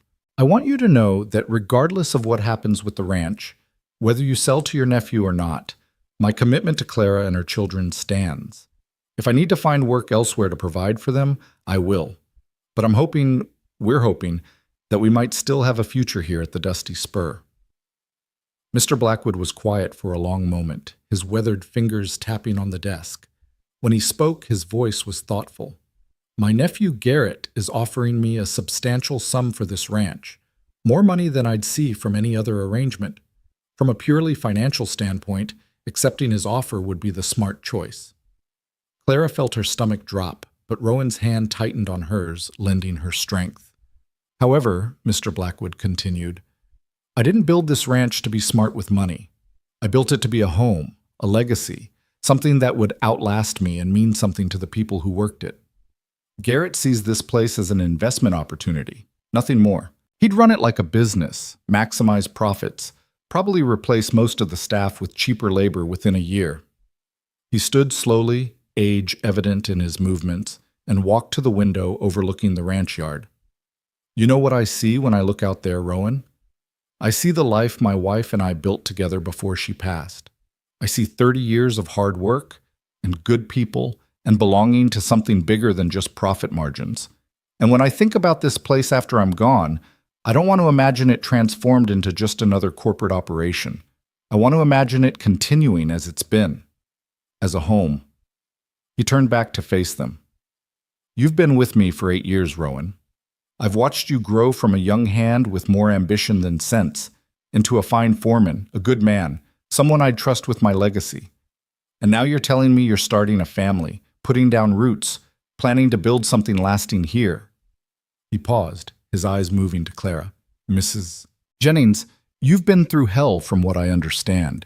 You've survived what would have broken lesser people, and you've raised 3 good children in the process. That speaks to character, to strength. Those are the kind of people I want running this ranch when I'm gone. Sir? Rowan's voice was uncertain, hope warring with disbelief. I'm turning down my nephew's offer, Mr. Blackwood said decisively. I'm moving forward with our original partnership agreement. You'll have 6 months to come up with your portion of the purchase price. We can work out payment terms that make sense. And in the meantime, you and your new family can move into the main house. Consider it part of the arrangement. A foreman who's also a partner should live in the main house, not in the bunkhouse, especially a foreman with a wife and children to look after. Clara couldn't contain her gasp. The main house, the beautiful, spacious home she'd admired from a distance, with its 5 bedrooms and real kitchen and solid walls. For her and her children, for their new family.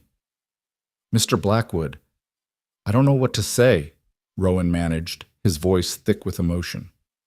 Say you'll take care of this place the way it deserves, Mr. Blackwood replied.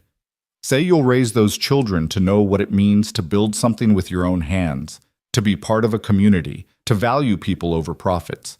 Say you'll make this ranch into the home it's always been meant to be. I promise, Rowan said solemnly. We both do. We'll honor what you've built here, sir. We'll make you proud. I know you will, Mr. Blackwood said. Now get out of my office and let me break the news to my nephew. He's not going to take it well, but that's not your problem.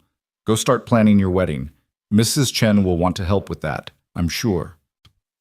They left the study in a daze, hardly able to process what had just happened.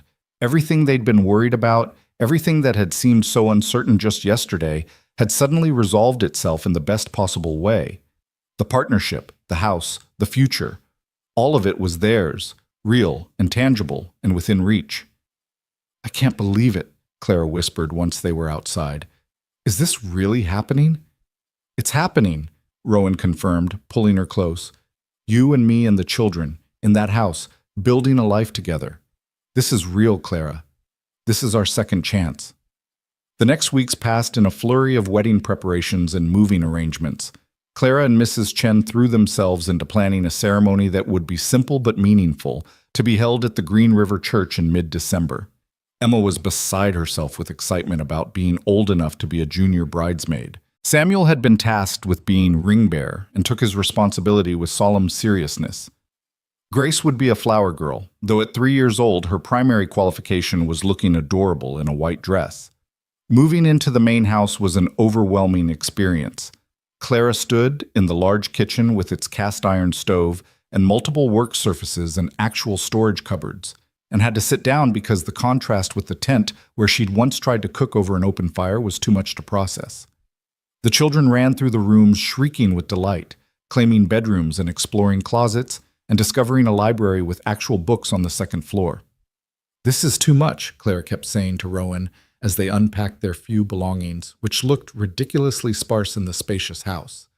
"We don't deserve this." "You deserve everything," Rowan corrected firmly. "You've earned this 1,000 times over, Clara.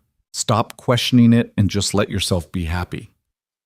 Mrs. Chen, meanwhile, had taken Clara's measurements and somehow produced a wedding dress, a simple white gown with lace at the collar and cuffs, fitted through the bodice and flowing in the skirt. When Clara tried it on for the first time, she looked in the full-length mirror in what was now her bedroom and barely recognized herself. The gaunt, desperate woman who'd lived in a tent was gone, replaced by someone who looked healthy, happy, loved. The wedding itself was set for December 18th, a Saturday that dawned cold but brilliantly clear, with sunlight sparkling off snow and the Wyoming sky that particular shade of blue that seemed impossible anywhere else. The church was packed with people from the ranch and town, some who'd known Clara from her desperate days and seemed genuinely happy to see how far she'd come, others who'd never met her but came to support Rowan, who was well-liked in the community. Clara stood in the church's small preparation room, her hands shaking as Emma and Mrs. Chen helped her with final adjustments to her dress. She could hear the church filling up outside, the murmur of voices and occasional bursts of laughter that spoke of a community gathering to celebrate. "Mama, you look like a princess," Emma breathed, her eyes wide with wonder. "She looks like a bride," Mrs. Chen corrected, "which is better than a princess because it is real, not a fairy tale." "Is it normal to be this nervous?" Clara asked, pressing a hand to her stomach where butterflies seemed to have taken up permanent residence. "I've done this before. I've been married. I shouldn't be this scared." "It is different this time," Mrs. Chen said wisely. "The first time you were young, you did not know what marriage meant, what life would bring. This time, you know. You have seen the worst life can offer, and you are choosing this anyway. That makes it more precious, yes, but also more frightening because you know what you could lose." Clara nodded, the truth of that hitting home. She knew exactly what she stood to lose now. This man who'd saved her, these children who were thriving, this life they'd built from the ashes of disaster. The stakes felt impossibly high. "But Mama," Emma said softly, taking her hand, "you won't lose him. Papa Rowan isn't going anywhere. He promised, remember? He always keeps his promises." The simple faith in her daughter's voice steadied Clara. Emma was right. Rowan did keep his promises. He'd promised to help them that stormy night, and he had. He'd promised they'd be safe, and they were. He'd promised to build a future with them, and here they stood on the threshold of that future, real and solid and waiting. There was a knock on the door, and the Reverend poked his head in. "We're ready when you are, Mrs. Jennings." Clara took a deep breath, squeezed Emma's hand, and nodded. "I'm ready." The ceremony was a blur of sensory details that Clara would spend years trying to fully remember. The church was decorated with pine boughs and white ribbons that Mrs. Chen and some of the ranch women had spent days arranging. Samuel stood at the front with the rings on a small pillow, his face serious with responsibility. Grace toddled down the aisle, scattering flower petals with more enthusiasm than precision, making the congregation laugh. And then there was Rowan, waiting at the altar in a new suit that Clara suspected Mrs. Chen had bullied him into buying. His hair neatly combed, his eyes locked on Clara as she walked toward him on Mr. Blackwood's arm, the old rancher having offered to give her away in the absence of her own father, who was thousands of miles away in Boston and hadn't been invited. The Reverend spoke words about love and commitment and the sacred bond of marriage, but Clara heard them as if from a distance. All her attention was focused on Rowan, on the man who'd refused to ride past a desperate family, who'd seen worth in her when she could see none in herself, who'd patiently courted her through her fear and grief, and finally proposed that they build something beautiful together from the wreckage of her old life. "Do you, Clara Marie Jennings, take this man to be your lawfully wedded husband, to have and to hold from this day forward, for better or worse, for richer or poorer, in sickness and in health, to love and to cherish, until death do you part. Clara thought about Thomas, about the first time she'd said these words, young and naive and certain that nothing bad could ever happen. She thought about how wrong she'd been, how quickly better had become worse, how richer had turned to poorer, how health had succumbed to sickness and death had parted them far too soon. But she also thought about the woman she'd become since then, stronger, wiser, more resilient. She thought about how she'd survived what should have killed her, how she'd kept her children alive through sheer determination, how she'd learned that second chances existed if you were brave enough to reach for them. "I do," she said clearly, her voice steady and sure. "And do you, Rowan James Tate, take this woman to be your lawfully wedded wife, to have and to hold from this day forward, for better or worse, for richer or poorer, in sickness and in health, to love and to cherish, until death do you part?" "I do," Rowan said, his voice rough with emotion, his eyes never leaving Clara's face. "Then by the power vested in me, I now pronounce you husband and wife. You may kiss your bride." Rowan pulled Clara close and kissed her with a gentleness that made her heart ache, and the church erupted in applause and cheers. When they finally broke apart, both of them were crying, happy tears this time, tears of relief and joy, and the overwhelming sense that everything they'd been through had led to this moment, had been worth it for this. They walked back down the aisle together, husband and wife, past smiling faces and well-wishers, out into the cold December sunlight where rice and flower petals were thrown and congratulations shouted. The children swarmed them immediately, Samuel talking a mile a minute about how he'd done his job perfectly, Emma beaming with pride, Grace demanding to be picked up by Papa. The reception was held in the church hall, with food contributed by what seemed like half of Green River. There was roast beef and chicken, fresh bread and pies, vegetables and side dishes of every description. There was music and dancing, laughter and celebration that went on for hours. Clara danced with Rowan, with Mr. Blackwood, with several ranch hands who'd become friends over the past months. She accepted congratulations from townspeople, some of whom had turned her away when she'd been desperate for work and now seemed to have conveniently forgotten that part. She chose to let it go, to forgive, if not forget, because holding on to bitterness would only poison the happiness she'd found. As the evening wound down and guests began departing, Clara found herself standing with Rowan by the window, watching snow begin to fall softly outside. His arm was around her waist, and she leaned into his warmth, feeling safe in a way she'd never quite felt before. "What are you thinking?" Rowan asked softly. "I'm thinking about a year ago," Clara replied. "How different everything was. How desperate and afraid I was. How certain I was that we were all going to die on those plains." She paused, her throat tight with emotion. "And I'm thinking about how wrong I was. How sometimes when everything seems darkest, when you're absolutely certain there's no way forward, life surprises you. Someone rides up out of a storm and offers you shelter. And if you're brave enough to accept it, to trust it, it turns into something more than you ever imagined possible." "I'm the lucky one," Rowan said. "Do you know that? That storm could have sent me on a different path, could have had me riding home a different way. But it didn't. It brought me to you, to them. It gave me a family I didn't even know I was looking for." "We're all lucky," Clara corrected. "All of us, you, me, the children. We found each other when we all needed finding. That's not luck, that's something more. That's grace." Later that night, after the celebration had ended and the children had been collected by Mrs. Chen, who'd offered to keep them overnight to give the newlyweds privacy, Clara and Rowan stood in the main house, their house now, looking around at the space that would hold their future. "I have something for you," Rowan said, disappearing into the study and returning with a wooden box. "I've been working on this for months, waiting for the right time to give it to you." Clara opened the box to find a small metal nameplate, beautifully engraved, "The Tate Family Ranch, founded 1873, Rowan, Clara, Emma, Samuel, and Grace." "I wanted you to know," Rowan said quietly, "that this isn't just my dream or my achievement. This is ours, all of ours. Your name belongs here just as much as mine. The children's names belong here. This is our family's legacy now, built together, earned together." Clara felt tears streaming down her face for what felt like the 100th time that day. "It's perfect," she whispered. "You're perfect. This is all perfect." "Not perfect," Rowan corrected gently, pulling her close. "Real. Better than perfect, because it's real and earned and ours." The winter months passed in domestic contentment that Clara had to keep reminding herself was actually her life now, not some elaborate dream she'd wake from.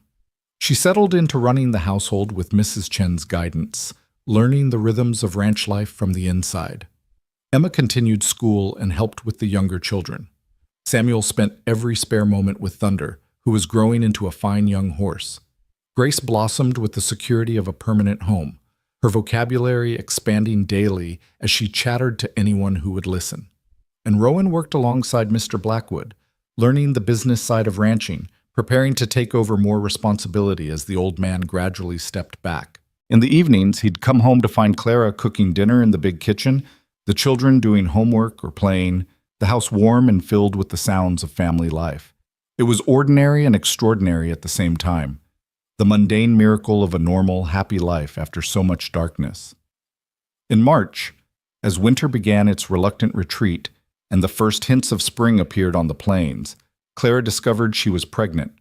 She'd suspected for a few weeks, but hadn't wanted to say anything until she was certain, hadn't wanted to create expectations that might be disappointed.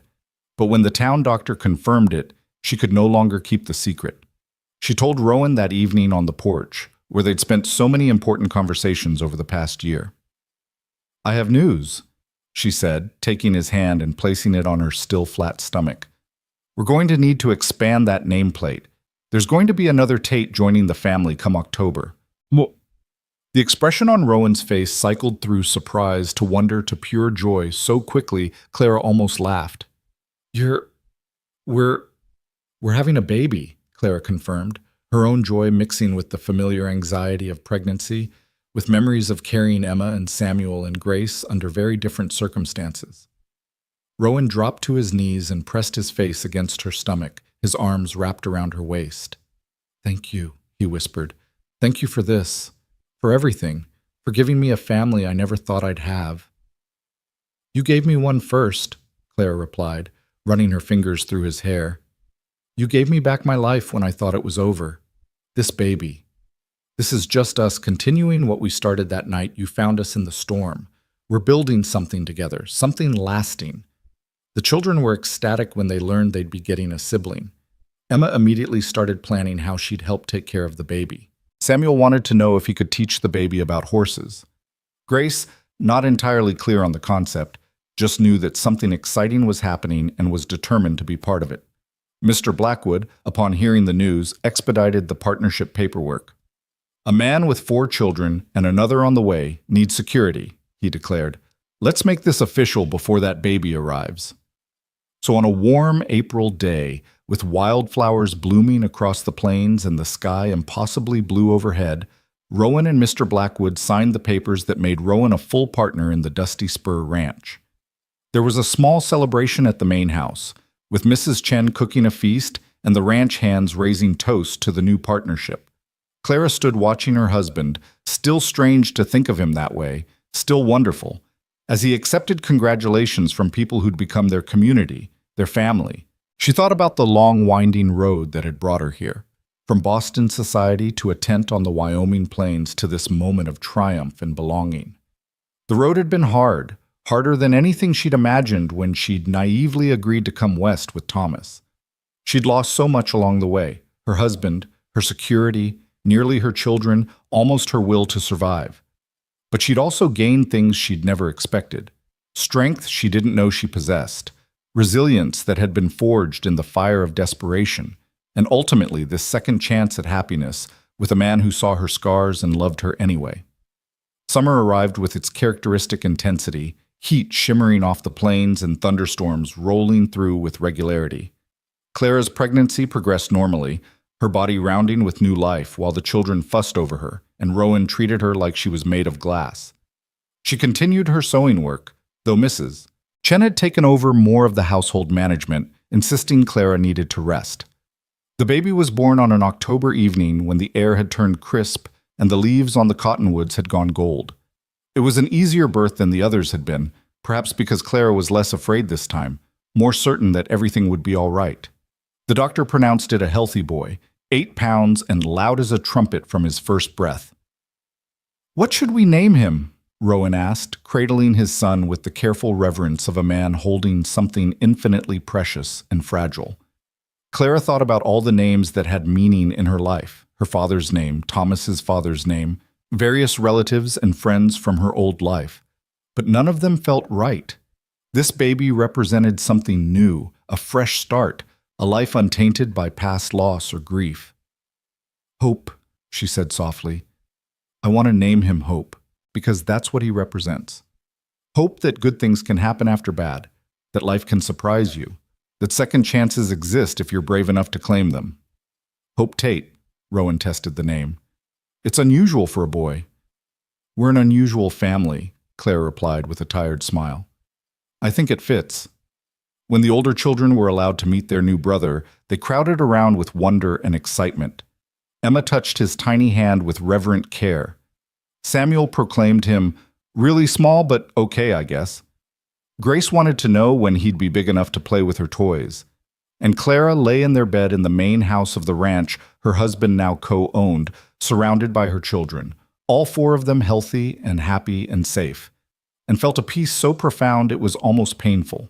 She'd survived. They'd all survived. More than that, they'd done something she'd thought impossible in those dark days in the tent. They'd thrived. The years that followed were marked by the normal rhythms of ranch life and family. Emma grew into a capable young woman who eventually went east to attend a teaching college, determined to return to Wyoming and open a proper school. Samuel became his father's right hand on the ranch, with a natural gift for working with horses that made him sought after across the territory. Grace developed a talent for art, filling the house with drawings and paintings that captured the beauty of the Wyoming landscape. And Hope grew up knowing nothing but security and love, a child who'd never experienced hunger or fear or uncertainty, who took for granted the stable home his mother had fought so hard to provide. Mr. Blackwood passed away peacefully in his sleep 5 years after the partnership was formed, leaving his remaining share of the ranch to Rowan and Clara in his will. They renamed it officially then, the Tate Family Ranch, making permanent the legacy they'd been building. Clara never forgot the tent, never forgot what it felt like to watch her children slowly starve, never forgot the bone-deep terror of having nowhere to turn and no one to help. Those memories lived in her always, a shadow that never fully disappeared but that also made every good day brighter by contrast. She used those memories to help other struggling families who arrived in Green River over the years, offering work and shelter and the same kind of grace that had been extended to her when she needed it most. On their 10th wedding anniversary, Rowan and Clara stood on the porch of their home watching the sunset over the Wyoming plains they'd come to love. Their children were inside, most of them anyway, Emma having sent a letter from her teaching position in Cheyenne, and the ranch was prosperous, successful beyond what they'd dared to dream in those early uncertain days. "Do you ever think about how different things could have been?" Rowan asked, his arm around Clara's expanding waist. She was pregnant again, a surprise at 40 years old, but a welcome one. "If that storm had come a day earlier or later, if I'd ridden a different path home, if you'd given up just a little bit sooner." "I try not to," Clara admitted. "It's too terrifying to think how close we came to missing this. How many small choices had to align perfectly for us to end up here." "But they did align," Rowan said. "Against all odds, against all logic, somehow we found each other. You were raising 3 kids in a tent, and I rode up out of nowhere and said you'd sleep under a roof that night. And that one act of basic human kindness turned into this, into a family, a home, a life." Clara leaned into her husband's warmth, watching the sky turn gold and orange and finally purple as the sun disappeared below the horizon. Somewhere in the distance, a coyote called to its pack. And closer by, she heard Samuel's voice as he talked to the horses in the barn, the same gentle tones he'd learned from his stepfather all those years ago. "It wasn't just one act," Clara corrected softly. "It was 1,000 acts of kindness, day after day, choice after choice, to be patient and generous and hopeful when the easier path would have been to walk away. You didn't just give us a roof that night, Rowan. You gave us a future. You gave us back our lives. We gave each other a future, Rowan replied. You had the courage to accept help when every instinct told you it was dangerous. You had the strength to keep going when anyone else would have given up. You built this life as much as I did, Clara, maybe more. They stood there in comfortable silence as darkness fell and the first stars appeared, the same stars that had shone down on a desperate widow in a failing tent a decade ago, the same stars that would shine down on their children and grandchildren long after they were gone. The Wyoming wind carried the smell of sage and grass and home, and somewhere in the house behind them, Hope laughed at something Samuel had said, the sound pure and joyful and utterly secure. Clara thought about writing a letter to her parents back in Boston, whom she hadn't spoken to since Thomas's death, to tell them about her life now. But she decided against it. They belonged to her old world, the world of society rules and expectations that had no place here on the plains. This was her real family now, not the one she'd been born into, but the one she'd chosen, the one she'd fought for, the one she'd built from nothing with a cowboy who'd appeared out of a storm and changed everything. I love you, she said simply, the words encompassing everything, gratitude and passion and partnership and the deep abiding affection that grew stronger with every passing year. I love you too, Rowan replied, today, tomorrow, and every day after that, until there are no more days left.